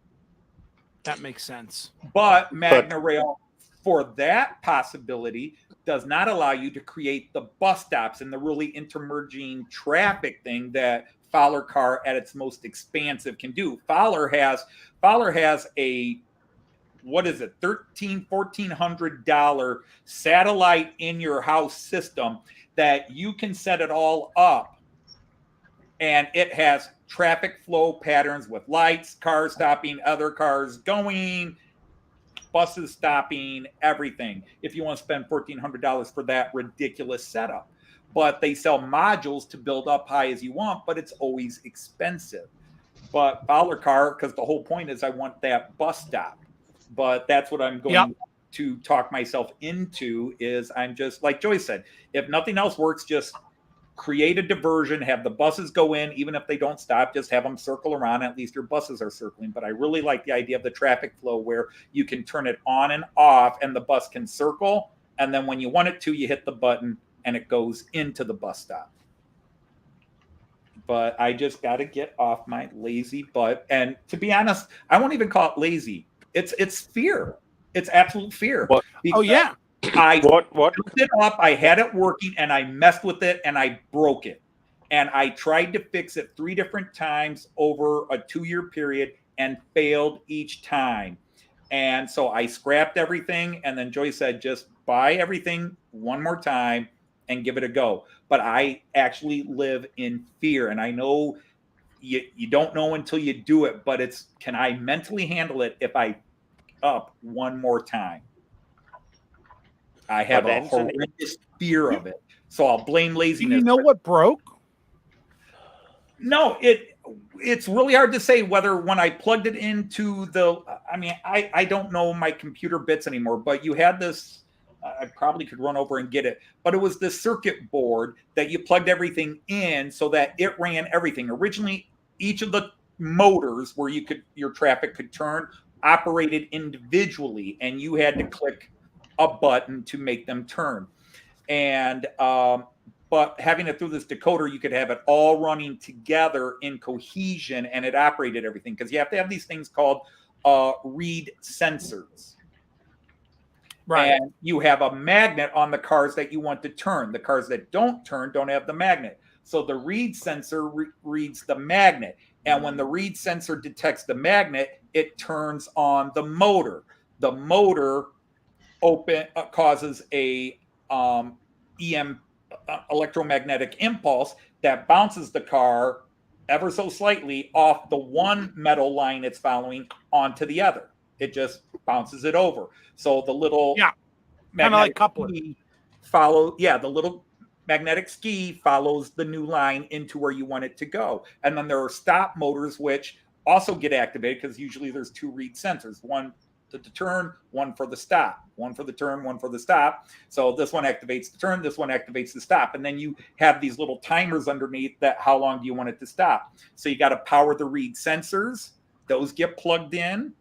You got to power the motors. Those get plugged in. And there were these separate boxes where they ran individually. But supposedly you could buy this $120 circuit board and plug it all in it, and all worked in conjunction through one thing, and you could connect it to your computer or your Central Station 3 and just hit a button, and boom, the read sensor, or suddenly the read sensors would activate, because they would be in a stop mode until you hit the button, and then the device turned it on. And all of a sudden, part of it was working. Did we blow out motors? Well, at least in two cases, the motors reversed their polarity somehow.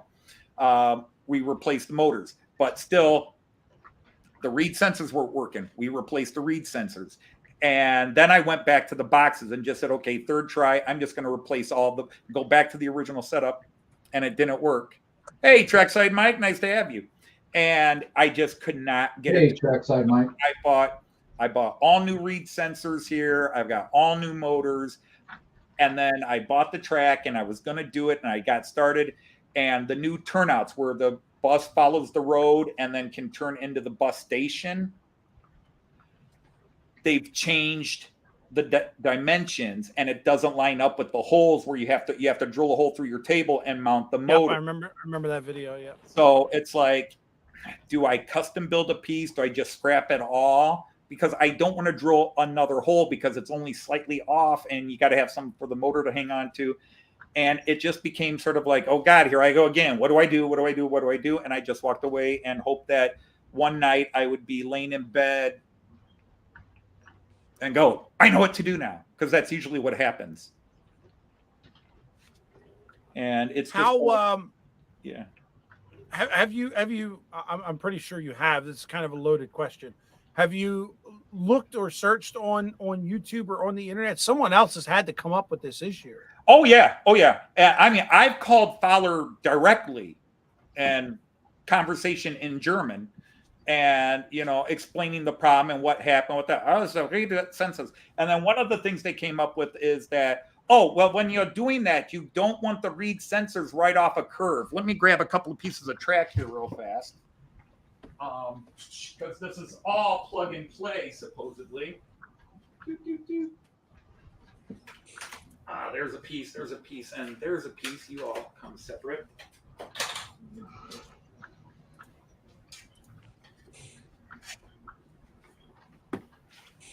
So let me embiggen myself. People are appreciating that line. So here is a turnout. Now, this is actually a left-hand turnout, which they don't make. I have to custom make it. So I've driven the hole. And then these two holes here are where you can put the read sensors. Okay. And so they have pre-drilled holes. Like, for example, let me put this like straight.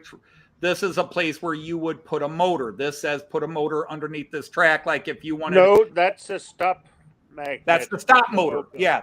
That's the stop motor. Yeah. Yeah. So you would put that under there. That's your stop motor. So and that's what I was trying to say is if you want the car like to stop here, so it would pass a reed sensor here, a reed sensor here to activate this motor, and the car would just suddenly stop there. Like, let's say they were stopping on the side of the road or something like that. But they were telling me, so I had this turnout set up like this. I had this set up like this. So I had my 2 reed sensors here because you have to have 2 reed sensors. And it's coming out of the curve. And then here would be the turn motor. So it catches the reed sensor. Actually, I was using this hole as the reed sensor, not these two. And then you'd have 2 reed sensors when you get into the bus stop area. But anyhow, so it picks up the reed sensor, that activates this motor, causes the car to turn down here and go into the bus area. And so I explained this to them. And they said, oh, no, you really don't want to have the reed sensor coming right off the curve. And I'm like, then why do you have holes for reed sensors right off the curve? So that was, and what was their answer to that? But their Anthony, answer was, we just have them randomly placed depending on what people are doing. You don't have to put reed sensors there. Then why do you have the hole? But yeah, it was sort of like that. But in the end, I've got the new stuff. I just literally have to. It is a cowardly thing. I am just scared of failure again. But one thing, when you show it with that turnout there, for sure that stop sign wouldn't function there. If you put the reed sensor, if you put a reed sensor here or here, depending on the traffic flow, and you have a stop motor here, the car will stop there. If that's if as you say, that's a left turnout, the one you show. This one. Yeah. I assume that the car comes from underneath and turn to the left. Yes, that's the whole point, because they don't make left-hand turnout. Then the car wouldn't stop at that stop that you put on. Because no, I don't want it to stop there. I was just showing that they mark everything. My point was showing that piece is simply to show that everything's marked on the track. Just like these pieces actually would have a hole, and then this little piece is where you put the wiring. Yeah, I know. Right. Yeah, you know it. So this would eventually fit in that hole there. Yeah. It would fit in that hole there. And then the wire would go up to a certain point, and then you would have 2 branch wires depending on. So there's a dead space, and the momentum of the car would carry it, and that's where that pulse comes up and forces it to drive left or drive straight. But for whatever reason, they never made left turns. That's because that's the second switch motor they made. The first switch motors they made was actually a sliding where you slide it underneath, and there they had made it so you could go left as well. Okay, I never saw those, but I mean, the Fowler car system's been around forever. It's what Miniature Wonderland started with, and then Garrett basically redesigned their whole programming and then sold it back to Fowler car. But the genius with the switch motors they have now is that basically the car runs straight. Yes. And when you activate the switch motor, you have a magnet that forces the magnet under the car to take the turn. Right. But originally you had 2 pieces of wires that slided basically like a monorail switch. So you had an unbroken wire either going on the curve or going straight. Okay. I have never seen that. That's their old original stuff. I've never seen that. Yeah. But you know, some advantages were on the old stuff and some is on the new stuff. Right. And so, like I said, so I have to custom make pieces right and left because I'm not doing a traditional. You know, I'm actually doing the flow of traffic in the city of Delmenhorst. I'm trying to recreate that flow of traffic. So there is a 1-lane road going this way, and the buses come around and enter this way to go on one side. And the funny thing is, it's hard to explain, but they go this way, basically heading east. And then they take that turn off and go into the bus. but then they go around and come to this side, or like here's the terminal, they come around the terminal to this side, and then buses come from the other entrance and go this way so that they can then circle back out into the traffic flow. Yeah. It's a very interesting traffic flow because you got 2 1-lane roads on either side, one right in front of the station and one up a block away from it, but then there's a turnoff for the buses to go in. And then the rest of the traffic they have basically made the bus station between the 2 lanes going in opposite directions. Actually, no. The bus station, yes. The bus station is it's in its own little parking area. Hey, Kyle, nice to see you. The bus station is basically in a large cement paved area, and then the 2 lanes of traffic are outside of it. Yeah. Way outside of it. And then the buses have their own, only buses are allowed in that area. Yeah. But it's a bizarre setup, and recreating it was tricky. And I was actually very proud of myself when I finally figured out a way to recreate it in reality, because, Joyce would be like, when we're first doing it, oh, it doesn't flow this way. And they don't make the pieces to do it this way. And Joyce said, well, just have it do it. And I'd be like, that's not right. I became a rivet counter. Yeah. That's not how it is in reality. I'm going to do it. Yeah. Anyhow, yeah. So I just need to find the courage to do it or something. But I think you would get a better result if you made the road yourself, because then you get the right turnouts, if you understand my meaning. Not that you're going right. That's another debate, because they use a wire, and I'm thinking of doing metal tape. Instead of doing a metal wire, get like what Steve Childers uses, except not that, but you do get metal tape, or and just use that. It's a little bit wider. Yeah, but I think you need something with a substance in it. I don't think that metal tape in itself, does that function with the magnet under the car? It would. The magnet will follow it. There's enough to it. The problem is you don't want to get it so, that's why they use a thin wire. They don't want the magnetic pull so strong it gets stuck on it, because the car has to push along it. So yeah, you want it. You just want it. You just want enough of it. And yes, metal tape would work, and you just lay it on. Yeah. What? Yeah, Steve. No. The big system is a totally different monster. The big system that cost $1,300 to $1,400 is a total Wi-Fi satellite system you literally set up in your room. You put a giant infrared broadcast system up here, and then you will have all these terminals, and then it sends impulses to the motors, and you can then use your computer to diagram traffic flows. Actually, that system was made by a Dane, and you put up you put up three sensors, what they call satellites.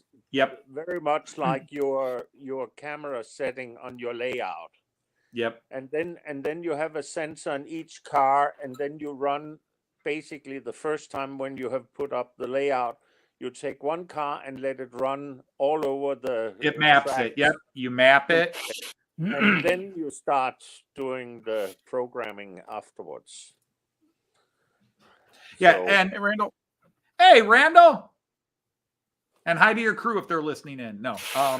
Well, yeah, if they're listening in, but they probably aren't. They're probably not there. Yeah, we don't need the tape. We need it to be able to attract the magnet. It has to be ferrous. It can't be non-ferrous. Yeah. It has to be a ferrous metal tape. I've been thinking of that, in which case if I do metal tape, I don't have to do the road. I can just lay the tape out, put the motors and the read sensors where I need them, and be done. That's why I'm really thinking about that, because I could then just put a coat of paint of the Fowler road paint, and just kind of embed the tape on that. Yeah. Because that whole area is just one giant concrete sheet with a couple of trees planted here and there. It's actually, I hate to say it, it's my loved town in Germany. It's an it's just a big concrete slab of an area of the town there, and then they have a few trees growing up in little squares they cut out. But that's where I'm thinking of doing that now is. But actually, Anthony, if you have the originally system with the very thin wire, you can just put that wire out and put on tape, normal tape on top of it. Yeah. See, that's where Dummy Anthony hadn't been thinking about that. I could put a tape down over the wire because this is all foam. So I could slightly embed it in the foam. Yeah. The thing about tape eventually peels. No tape holds forever. No, but when it starts with a little super glue. Yeah, you could do that as well. That's an idea. See, Jean Ricard, you've got me thinking now. I don't know whether to thank you or hate you. You may hate. I could do the wire and the tape. My fear is if I embedded the metal wire. And again, I don't know who doesn't know Fowler car, because if I explain it, everybody's like, "Yeah, we know Fowler car," and other people are like, "No, it's just a thin metal wire." I mean, I forget what gauge it is. It's really small gauge.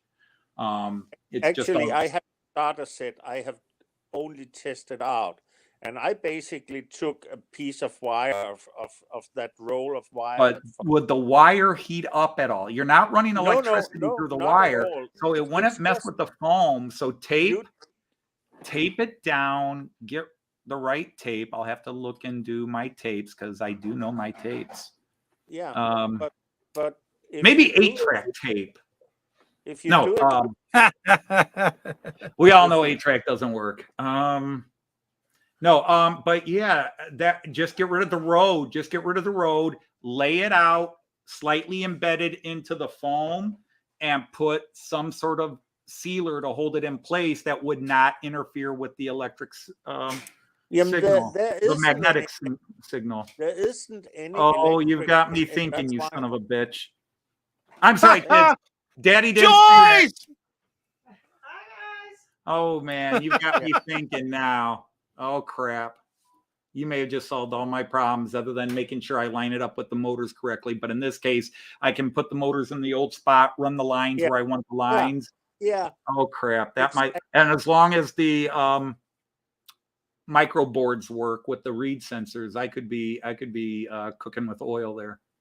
Yeah. Ladies and gentlemen, coming next week on the Opitao. Why didn't I think of that? Why didn't Fowler cars come to the Wild West? Ask the Dane. Yeah, Ask the Dane. That's it. We're going to start a new show on my live stream. Ask the Dane. I don't give a Dane. Yeah, exactly. Whatever show I do. Frankly, my dear, I don't give a Dane.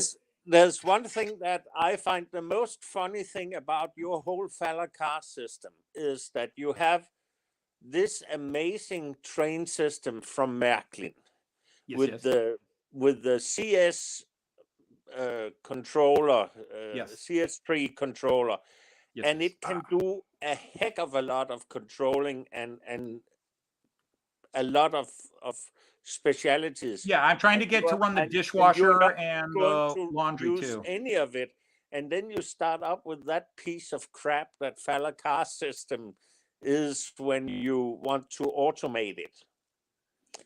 If you want it simple, like with the tape and the wire and just having a button you push to switch tracks, it's fine. But when you start to automate a system where you don't really have the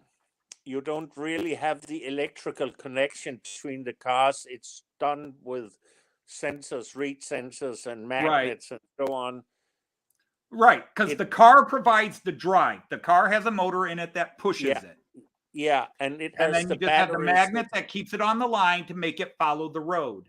Yeah, and then you have the magnet that triggers the reed sensor. And then you have the secondary magnets. Yeah, but that's more complex than actually doing some technique on. Don't say it.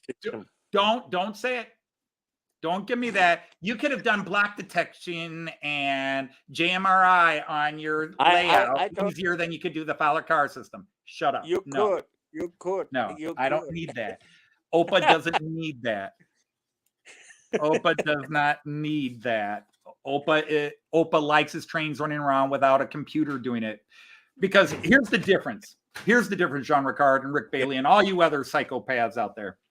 Yeah. Okay. You go to JMRI, you set up your layout, and now you've got it all programmed into your computer. You hit a button on your JMRI and you sit back and your trains run, right? Right. Yeah. I have my train set up. I hit a button. I sit back and my trains run without all the setup of JMRI. Yeah. Now, Split Rock is over there ready to split his shirt like the Incredible Hulk right now, going, no, but you can do this and have the train stopping at your station and having a drop off and go here and go there and make it so much more realistic. Even your Delmenhorst station could be simple wired so that you had, when a train came into the platform, it would stop and wait, and the next train that came to the system could start it and stop instead. And then you will have more realistic train running than you have it now. You're lucky I don't have a pair of pliers next to me right now, mister. I'd be yanking your nose hairs right out right now. And all the men here know how painful that can be, don't we, men?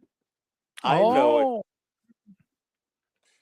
So Steve 87 says they make a thin set that you can place over top of the wire. Right, yeah. They make like making their road system, and they make a road system which is, it's a thin set. I've actually got that too.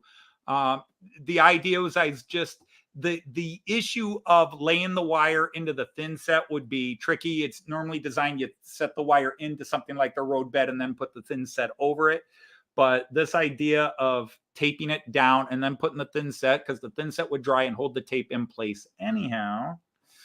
See, now somebody's thinking. Now would just be kind of drawing out the lines and deciding where I want to go. So by next Friday, we are having a Fowler car system running on your layout. We'll at least have an update. I'm expecting it. Well, I will see if I can get myself motivated to do it. Hello, Joyce. Joyce, I'm leaving you in charge of this project. Okay. Let's turn that off. Yeah, you're right there. That's you. Oh, wait. Yeah, you got there. Oh, you're going to go in and actually type? No. You're just here to talk. I can just see it. Oh, you just want to see the chat there. Yeah, I can see it better. So. Yeah, they came up with a simple solution to my Fowler car system. I was kind of which just means I mean, I had considered embedding it, but how would it hold in place? Worried about the wire wiggling and burying itself deeper. I had considered simple maybe I considered doing the metal tape instead, and I might just do metal tape and then thin set over it. You could also try both, Yeah, experiment with both metal tape so that you know which one actually works best for you. And when Anthony says they came up with it, what he means is Jean Ricard, the Dane, came up with the idea. Well, you were throwing ideas out there too. I like to give everybody credit. Hasn't anybody ever figured out I'm very egalitarian? I'm very much credit where credit is due. That person that you are bringing on the show now is definitely not egalitarian. Who is this?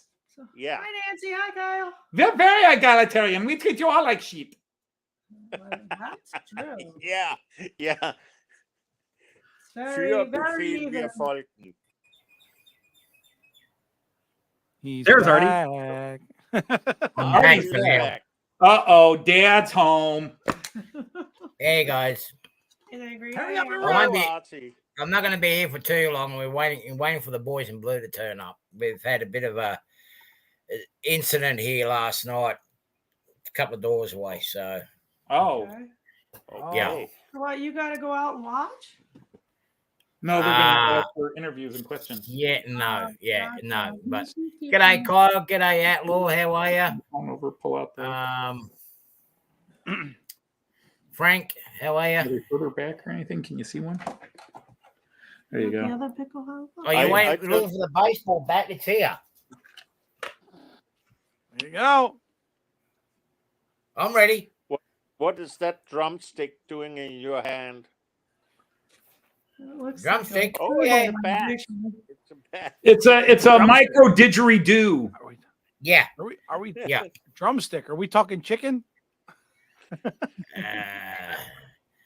If you're a booby, yeah. Yeah. Anyway, Oh my! The whole German army is on the run. The whole Oh, the last two survivors. We are the last two survivors from the trenches of World War One. Yeah, We you should just have used more gas. He's the only one not to get hit by a tank. Woman. the tank ran out of gas. Shut up, Artie. I was having a moment. Hi, Kyle. Hi, I thought John. it was because you were too obvious a bump in the road. Or should I say two bumps in Two the road? bumps, yeah. Oh, okay, two bumps in Right. the road. G'day, Grandpa. How are you, bud? Yeah. But Yeah. it's so nice to see how happy you both are. It's standing right up in the air. Well, that's not. Yeah. for Are me. you happy to see me, or is that a pickle halbo on your head? Yeah, we tried that. For real. Yeah. Love is in Yeah, the the other air. things that I did before I went away is I made up some of these little containers You got some containers? that I'm going to use up for. Oh, nice. How'd you do those? Business. I did that with a 3D printer and painted them up in the. Oh, you and this Container? 3D printer. Well, I've been experimenting, Come on, but they make Give me good some- little storage containers because the roofs come off on these ones, Okay. That's cool. so I use them as a storage container. Oh, Right. now that's a good idea. Yeah, I think You know, so. and I'm Mm-hmm. because I've got all these little bits and pieces. Like it's a good Yeah. place to hide. Oh, Container where you Rita! hide all the boxes.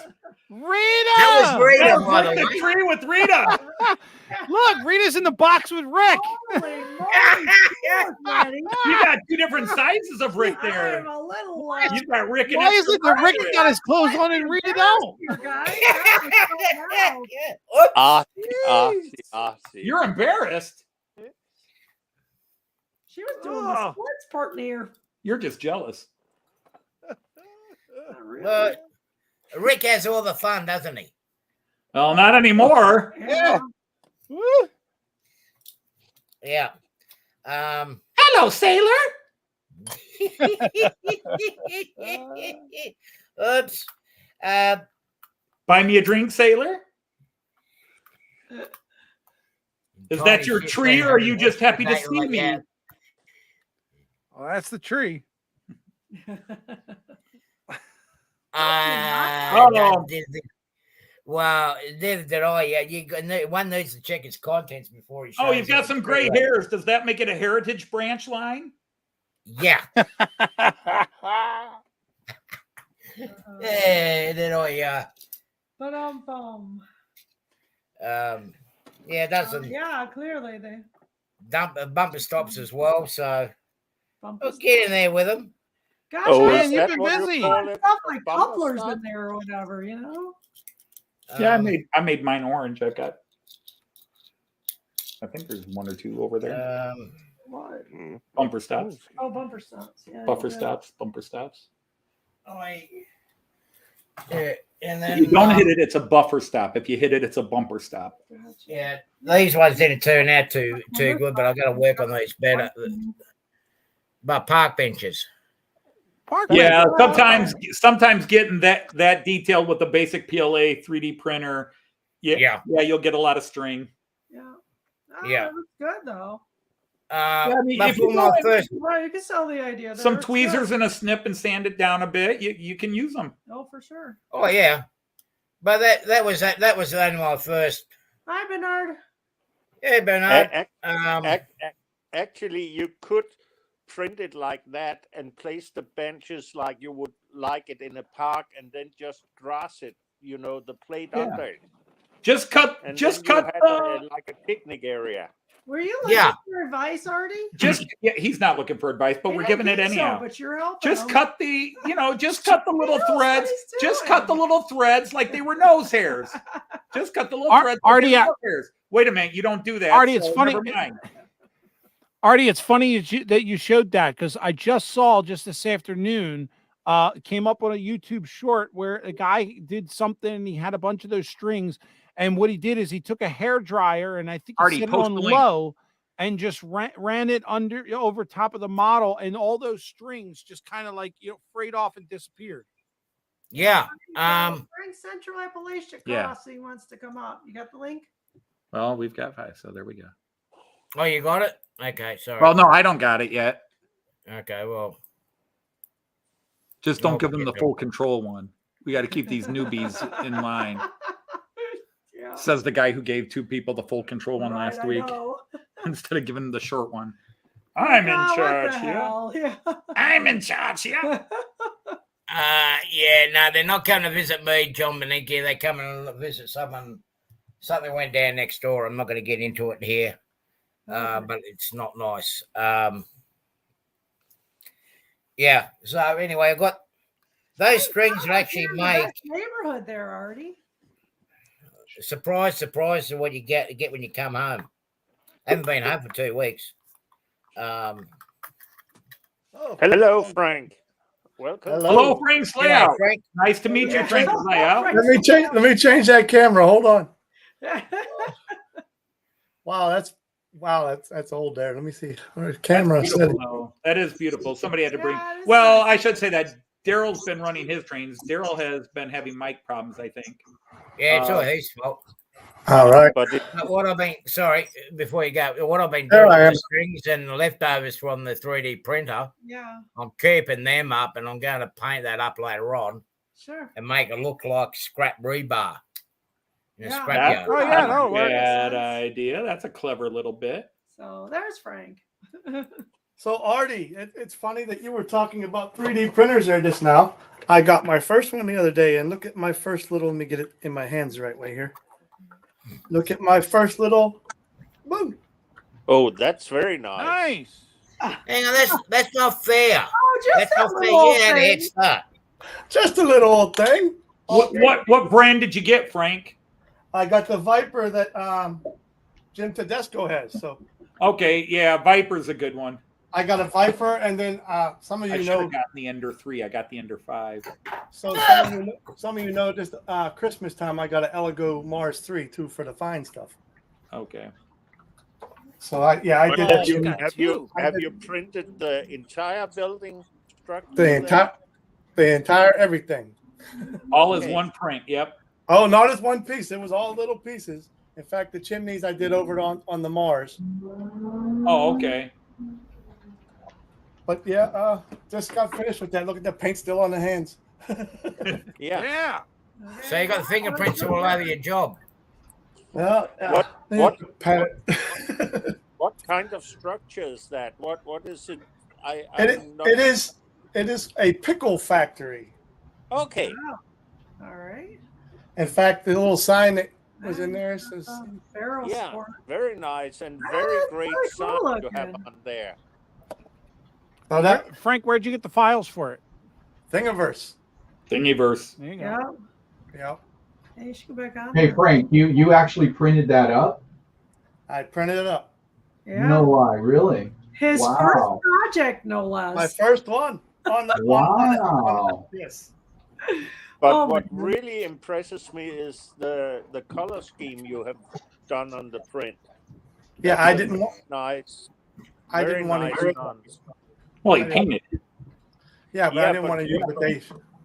I'm very impressed about how detailed you have got it. For example, Oh yeah. Yeah. For Oh, sure. yeah. barrels underneath the inside the building that you can make it with the, I don't know what you call the bands that goes around the barrel, but it looks very impressive, very professional. It does. I painted them over, and then I used a Sharpie marker and went around the bands. Okay. Sure, to make them. But I just That's the way I do it. I printed them with a black black. It's a website. Yeah, I planted them with a black filament and then went over them with the brown, hoping I wouldn't have to do that, but I had to touch it up with a Sharpie. Oh, it looks sharp. And the little, look at that, little tiny ladders. Jesus. Wow. Yep. That's pretty cool. Yeah, trying to get the scale sizes is the fun part. The other things that I'd done before I left was playing around with the settings, was the site storage. Oh yeah. Storage container, and another one for the stations, which I'm going to do some more of, is the cake machines.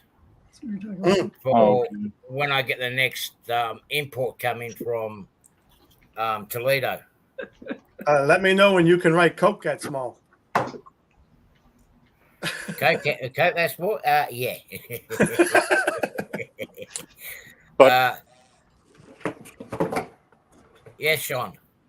I'm really impressed of what a printer can do when you have the right programming, like Frank had, because not to offend you, Artie, but printing boxes must be, the basic 101.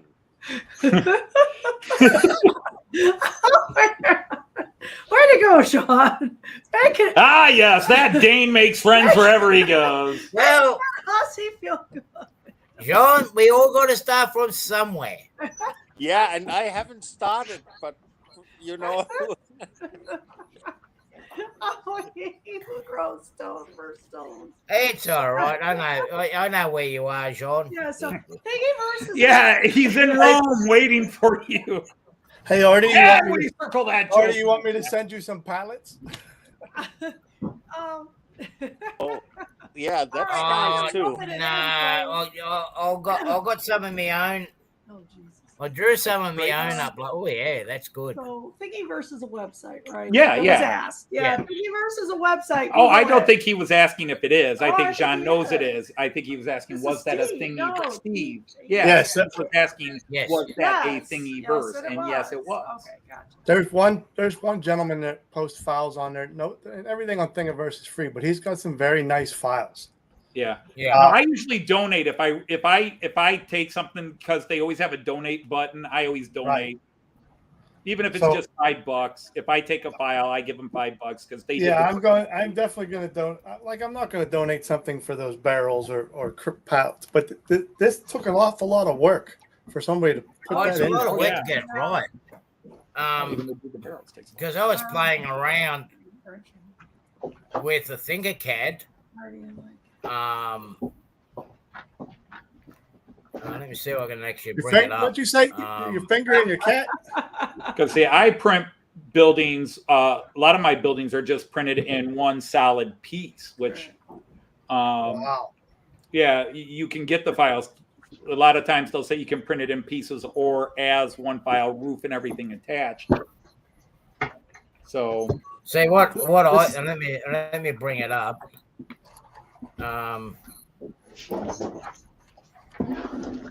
So this one here, the four outside walls were one piece, okay. but the doors, the windows, the cupola, the roof pieces, the wood on the side, the other roof, the front porch, all the railings, all separate. Yeah. Okay. See, I really should have gotten the Ender 3 That now. is neat. I really should have gotten the Ender 3. What kind of glue do you use to put it together? Is it Super glue. fast setting glue Yeah. or? Well, no, Artie designed that. Oh, he designed it. Cool. See, I see now. Jean Yeah, Ricard, this- I want you to look on this screen now, and then you apologize to Artie. Yeah, I Look, think Artie he is. just didn't print it up. He Yes. designed it. And look at the detail you have to put into design. It looks like Yeah. he melted a box of crayons. Yeah. Yeah.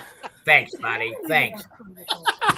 Well, the thing is, every shape Um, you use is a different color. Every Yes, shape- yes, I understood that. I was just making fun of him. Yeah, oh, I know. I was explaining it to my wife. Just, she- just Let in, me- in genre let me cards see that. defense, No, I really haven't. just in You know, genre I- cards defense, it is a box. But it's a very fancy and took a lot of work box. Yeah. Yeah. Well, that And took for me- that Artie, took me a lot of that. and for Artie, that's quite an achievement. He has Oh, made you a guys. box with 4 beams on the end. I can see that. I'm just trying. Well, it's supposed to be something similar. Let me. It's a coal car. Yeah, it's a coal car or limestone car. Let Yeah. me see if this will work. That's the same one, isn't it? Tinkercad. Tinkercad. It's pretty much it's close to something that we got running around here now, and Yeah. that's what I've been. That's one of the. And then when you want to print it out, you can put it in a box, or can use red to draw. Yeah, so that's one of the ones that I worked I've on. been working on pieces, and Yeah. trying to get the designs right. I mean, I And I was just Artie, playing Artie, around once with you the, get done designing this, with the shape. do you take it right from Tinkercad to the printer, or do you have to send it some other way? those are Yes. the first failures. These were to be Yes. shop interiors. Right. Too tall. I'll just shut this bloke up for a minute. You make a design and then you take it over, throw it over to your 3D printer, and then it prints up your design. Now, Unfortunately, I've been playing with the shapes. see, the problem is I've also been Right. working on 3x motion, where the 3 has 2 x's, and I'm realizing I've been working on it's better. some past People pull the Ender 3 out, just go straight to it, or the Viper, Yeah, and too. it comes right out right away. So I have toyed with giving that one to Lynn and letting her messing with it, and getting a Viper or an Ender 3. Ah, Because see, this was my design on Sorry, Tinkercad. here we go. Is that the right way up? Yeah. This was to be shop interiors for my one station, because the Bond station. Yeah. Joyce, I don't know if you want to. Oh, you can't pick that up with your injury. The Bond station is a big open hallway, but I'm converting that station into what? Well, I can't show it because it's on the floor. saying show your Oh, piece. this. Yeah. But this is basically just a simple thing I designed on Tinkercad, except in the printing it's split because mine still trying to do. But this was designed to be all the different shops, like the little pizza shops and everything else, that I would then glue into the walls to make it look like the Bremen station, which actually has shops inside of it. Yeah. So this was my first design, But but my for printer example, is, I'm still trying to figure it out 2 years after buying it. I don't have a printer, but I know that you have like this different pages where you can find things to print. Yes, And, yes, uh, Thingiverse, yeah. Yeah, and I know that there's for the old Märklin cars that didn't have interiors. They have made interiors to print so that Yep. you can actually get seats and everything, just like Archie did, with the interior that he had hand built into that car you showed at the beginning of the stream. You mentioned Yes, Steve. Yes. for your friend. If you know how to do it, you can import it and then alter it. Yes. Yeah. So here's Here's my passenger cars that I've been working on. Yeah. It's a process, but you can do it. Yeah, that's. I've been working on these ones here. I can't sit still and not do anything, you know. So, Sure. I've got a diner there and Oops. a couple of different styles of passenger cars there. No, those are great designs, Artie. Still got to do a little bit of detail on it, do a test print and see how they fit on the layout. But I've also done. I know they look ugly, but it's my first. No, they don't. No, they don't look ugly at all. They look great. You print those up and paint them up, and they're going to look great. It's also a way to get exactly the car that you want. Got my yeah. But I'm just experimenting because there are some models I like to do that we can't buy, and so I thought I'd just draw for me rail cars, high-speed rail train. Yeah, it doesn't look the best up the front, but as I said, I'm experimenting with the shapes. Right. And how to make it work. Okay. And I can convert this into a diesel car or a passenger electric set. But Artie, do you have a one of the K8X that they have to run the powered unit? But Artie, do you have the when I look at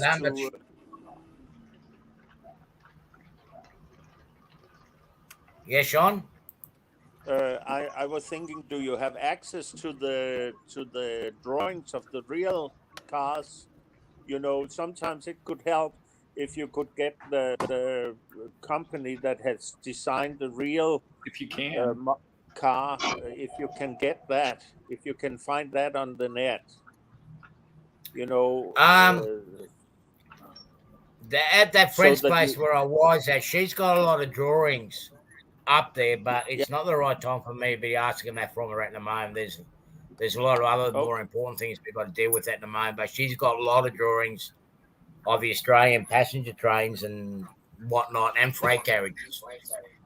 What I was really crazy to find out, Rick, when we were up at Strasbourg. Good night, Christopher. We'll talk to you later.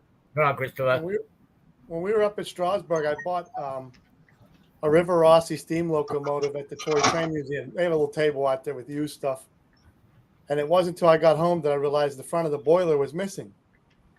I was so surprised. I was so surprised that Thingiverse had the file for that boiler cover. Oh wow! Now, if you really want to get crazy, I forget what it's called, and I don't know. Maybe Rick used to sometimes know about this tech. Is you can buy, it's about $300 or so. It is a 3D rotograph camera. You can take a picture of basically a scan of a model building, a model car, and it will make it a 3D image and convert it to the STL files that you can then edit and shrink it, enlarge it, whatever, to your 3D printer. And they're about the cheap ones that I don't know how good they are $250 to $300, and then the decent ones start at about $300 and can go up to $700-800.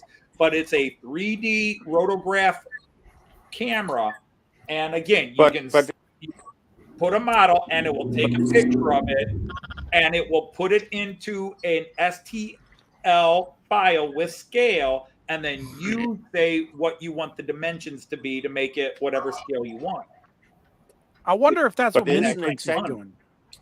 I think it's real similar to Mini Print. Mini Print is stationary. What's that? I think Mini Print's camera is stationary. He just turns you on a turntable, but it's probably the same concept. It's the same concept. But yeah, this one, Because like this is the same thing you could do where, for example, instead of where you go to mini prints where you have to do a 3D scan, there are cameras and things where you can just take one front picture, one side picture, and they will convert it into a 3D image. I've been in FIFA, the video game FIFA, for years, and I mean it is meat. I mean, it's ridiculous how accurate they got it with just 2 photographs. There's still something I'm gonna play around with in figure. Yeah, but not on camera, Artie. Oh. Well, Dwight was just saying. Go ahead. I'm gonna just show this one here. I've got this figure off. Oh, now she's got her pants on. Yeah, she's got her pants on. Yeah, she's just putting her top off. I mean, yeah. But she's flat. That's like the original size of this is the thing that I got to work out, and I've got a tip hand to do it. This was actually in O scale, a lot bigger, and I actually shrunk it down to HO scale. Okay. And it comes out real stringy, but when you get down to the finer detail of the legs and that, it's really hard for the printer to get it right. But I got told that I need to use, and that's using PLA, that I need to use PLA plus, and I have to change the temperature setting on. Well, Artie, if you want her for HO and you want her 5'6", she'd be 145 millimeter. How tall you want her? I'll tell you how tall to make her. Well, she's at the right height because I use the figures for a mini print. Okay. So she's at the right. I'm picturing weird sides. I've already measured it out. Bigger. Yeah. Weird sides. Well, she's at that. It was in 174 scale, and I brought it down to 187. And she turned out all right. Some of the other ones didn't because of the fine detail, but this one came out all right. Well, but I've been told I need to have the temperature setting up a little bit higher and try it with a PLA plus plastic instead of the PLA. See you later. Night, Kyle. So I'm going to play around with that because there are some pretty good figures around that you can print, but I've just got to perfect it. But that's at a later date. But for now, I found out it's going to help me out with building my station for the top deck to do my platforms and whatnot. And it's going to be a lot cheaper to do it this way, using a 3D printer, than to buying the kits. When I look at the kits, like the Warthus kits, what are they? They're about $30 American, which is about $40 here in Australia. And that adds up when you got an 8-foot platform and you got 4 of them. Yes, they are one of the hardest things. But it's all. Yeah, figures are hard to do in filament. There's no doubt about it. I mean, resins are better printers all around, okay? I don't think there's any argument with that. But they have no room. Resins are better all around. It's just, A, they're more expensive, and B, it's all both the toxic residue you have to deal with as well as it's a lot more involved. But yeah, resins are better printers. It's just but yeah, I know the kits are not 3D printed. I know it's a totally different process, but I'm just saying the alternative to me buying the kits or having them 3D printed, for me, that's going to be a huge difference in price. And I can design my own station building the way I want it. That's the joys that I find with it. Yeah. Artie, if you want some figures printed out, you feel free to send me the files and I will print them for you. I have a ton of different colors. This is the first one I bought and it almost killed me because I didn't know about the fumes. So yours is a resin printer. Yours is a resin printer? I have a Mars 3, but that one I just printed today was not a resin printer. That was my first go with a filament.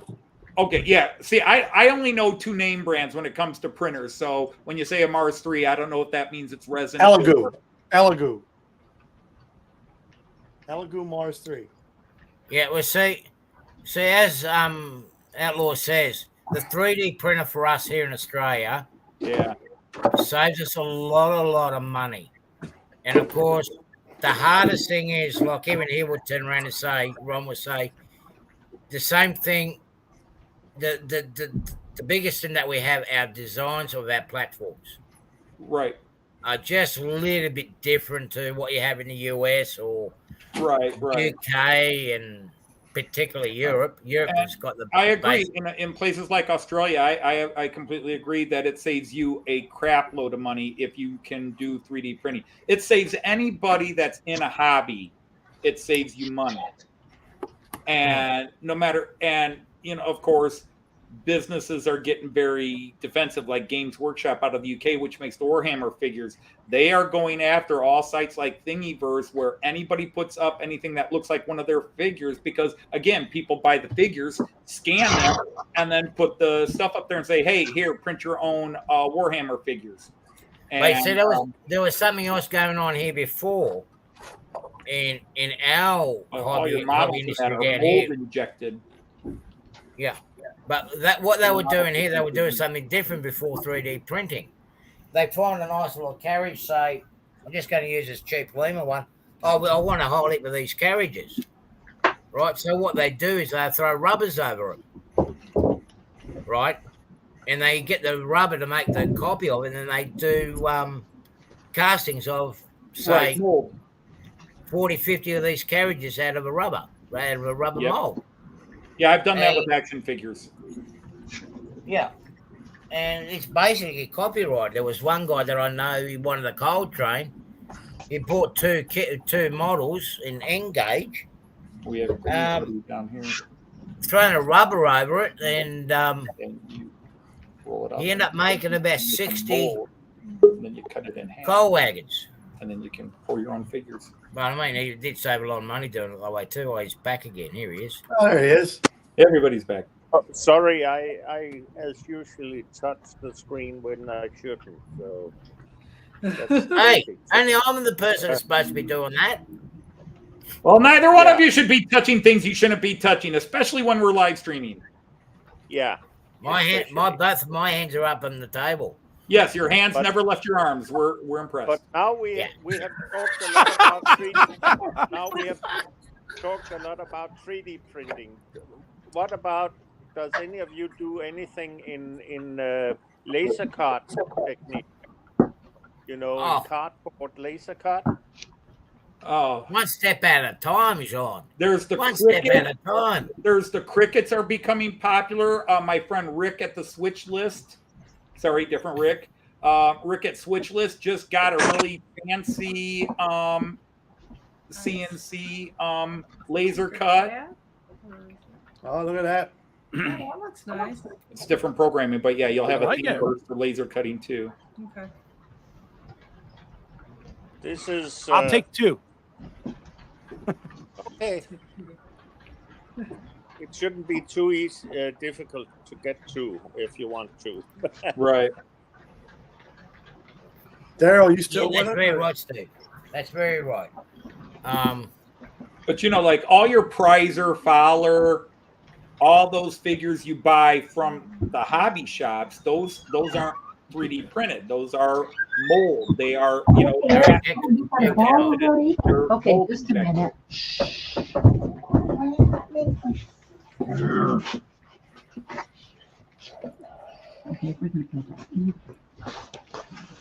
But you do what you want, and companies have to adjust. But startup businesses like Bernard Adams Prints, it's he's gone from he's done the atomic explosion. His atom is split and he's exploded, and it's good to see. I watch the UK a lot, and the number of startup 3D companies, and you're seeing it in America too, the number of startup 3D companies to make accessories. It's revolutionizing the hobby, and the big companies are going to have to come up with a way to compete with that.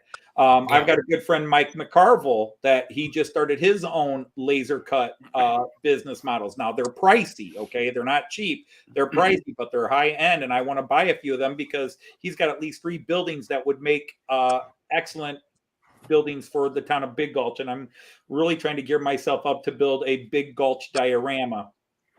And then I just need to find is that gonna come before or after the Fowler cars? I'm just curious. After. We'll see. I have got so many projects. I still haven't really. I've written 2 scenes for Matt Clark Series 3, and that should have already been started by now. But I've just had too many things on the outside of life that have just been too hard to get me in the mood to sit down and write comedy. You know, I gotta admit, Mr. Dodge, you were certainly doing a lot more while you were not on retirement. When I was on retirement, you really stepped into this retirement role. Yeah, and the funny thing is,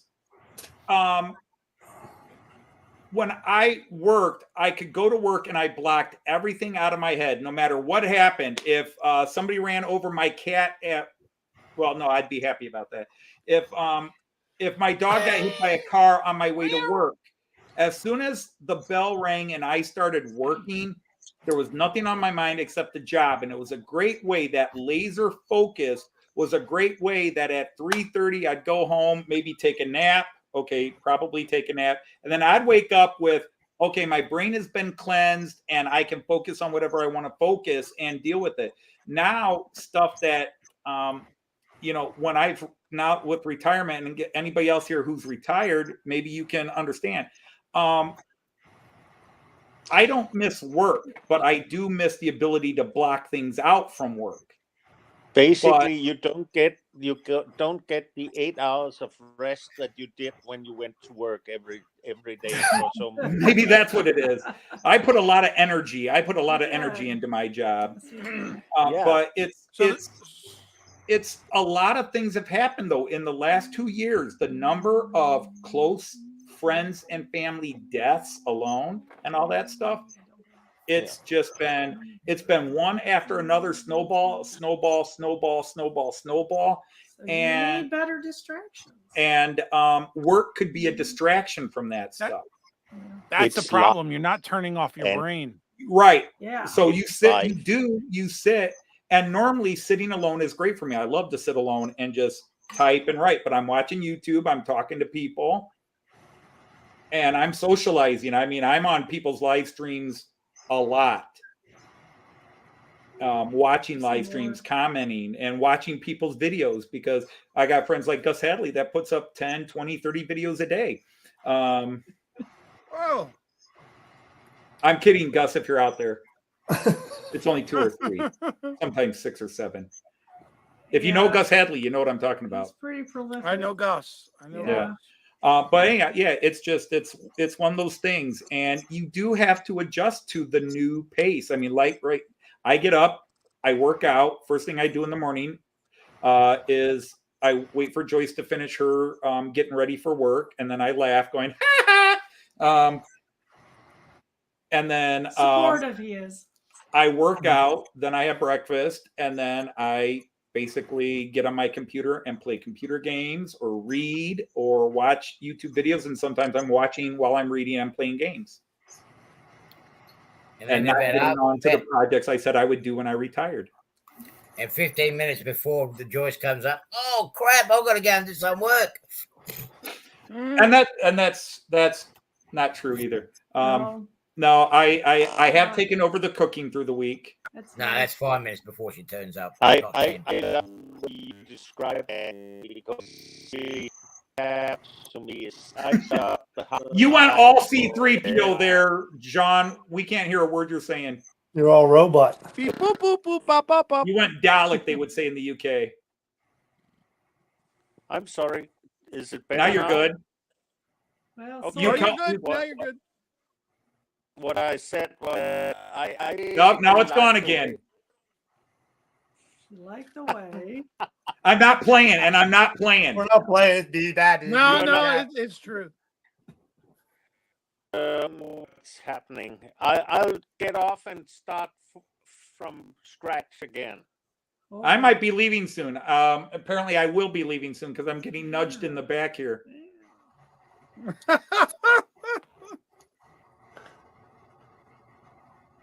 Yeah. Cricut is it's a knife cutter and it does thin stuff, but it can do many different things. And when you're trying to build buildings, you can get advanced knives for the Cricut that will cut slightly thicker stuff. But when you think of the thickness of a model building wall, a Cricut can do that. Mm-hmm.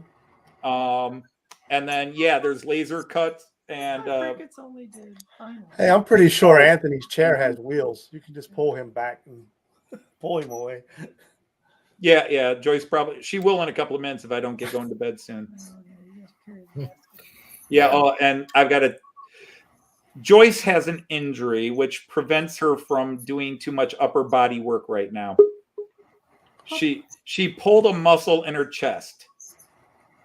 Oh, ouch. She dislocated and then relocated. According to her doctor, you dislocated and then relocated your rib. But she popped the tendon while doing it. Oh, that's painful. I'm actually going for surgery. And those poor tendons got enough where Colt. Never mind. I'm going to get this tendon on both arms. This tendon here, they call it tennis elbow, but both. I went for an MRI last week, and both of these are halfway torn across on both arms. Ow. I was lifting a heavy table.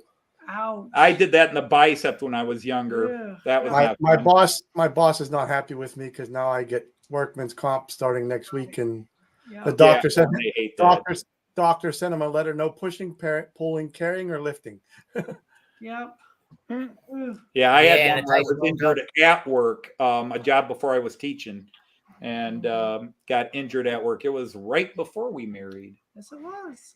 Right before we were married. No, it was right after. we got married. It was right after we were married. I had taken the one teaching job, but I was still working the other job. And I got hurt on the job. Boss asked me to take all these crates filled with notebooks, spiral notebooks, and they were stacked to the ceiling, a 20-foot ceiling. And they're at the top, they're doing this. He says, "Hey, Anthony, you might want to go up there and start pulling some of those boxes down." So we got the big ladder on just as I got halfway up. 4 of the boxes fell. And like an idiot, I tried to catch them. And those things weigh a ton, the big crates of them. And I ripped my bicep out. And I was trying to come up the stairs at church with a big, heavy wooden table, and it wouldn't make the bend to go up the other set of steps. So I tried to flip it up on the banister. And when I did, I felt a pop, and that was it. Oof. Yeah. Ouch. Ouch. Ouch. Right. Yeah. I go to get a gallon of milk out of the refrigerator. Yeah. Well, that's where she is now. And she's too stubborn. It's like she'll go to the grocery store and start trying to carry the grocery bags in, and all this hurts. Stop doing it. So I'll tell you my war story. That's the fun one. When he sneezes. When I sneeze or try to cough, that's hard. Oh yeah. Yeah. So I get a pain that goes from right here on my wrist that comes down my arm into my elbow. And the doctor couldn't figure out what it was or where I got it from, but it only happened when I rotate my wrist. Right. I can pull, I can push, I can hold. I just couldn't rotate. The doctor had no idea what it was from. And it took like 3 separate visits to figure out that it was because I was the one who was constantly holding the newborn. And by constantly having her in my arm like this, in that motion, strained like that the entire time while trying to get her to eat or sleep or whatever, that's what caused the strain on that tendon. Yep. So every so often, I'll get like a sharp pain and I'll have to put the brace back on for 2 days. First kid? That happened with your first kid? Second, actually. It happened on the second. Oh, okay, because usually it's the first one. On the second. Oh my God. When we had that first kid, my oldest daughter, I was scared. Like, here, hold your baby. I'm gonna drop it. Yeah. That's how I was for the first one. I got to be honest with you. I barely held the first one because I was deathly afraid that I was going to drop the thing. But then, after that, then when the second one came around, it was like, no, I got this. You go ahead. You go do what you got to do. I'm good. And I'm just holding the baby and we're walking around. And all of a sudden, one day I went to turn a doorknob and it was like, whoo. Already got it right. I was going to think you was chopping wood, but By the third one, you don't care. Joyce is like, hand me the baby, and I'm like, here. You're so right. Catch. That's the one that has moved farthest away, isn't it? Yes. Right. He's the son. He's the son. Yeah. He although the moving far away is probably the fiance's reason. It's true. He would have stayed closer. He would have stayed closer, but no, yeah, that's the son. Says, all the people I love are here. He didn't want to move. No, that was that my son, sadly, being the third child, I was done with questions from kids. My first two kids, Daddy, what's this? Daddy, what's that? So the third time, I just make up crazy stuff, and he would go into school or go to his mom and explain. Well, Dad says your dad's insane. Well, we all know that. So, and I would tell him these answers so straight faced, and so, but he picked up. So by the time he's 4 or 5, he's looking at Joyce. And Dad, how does this work? And I would explain something to him, and I would give him the real answer. And he would look at Joyce and go, Mom, your dad's telling the truth this time. Yeah. Although, you know what? He's awfully sharp. He really has sarcasm down really well. Well, that was that one dinner, remember? Daryl. He's sitting there being a smart ass. Oh, my God, Bernard. That's terrible.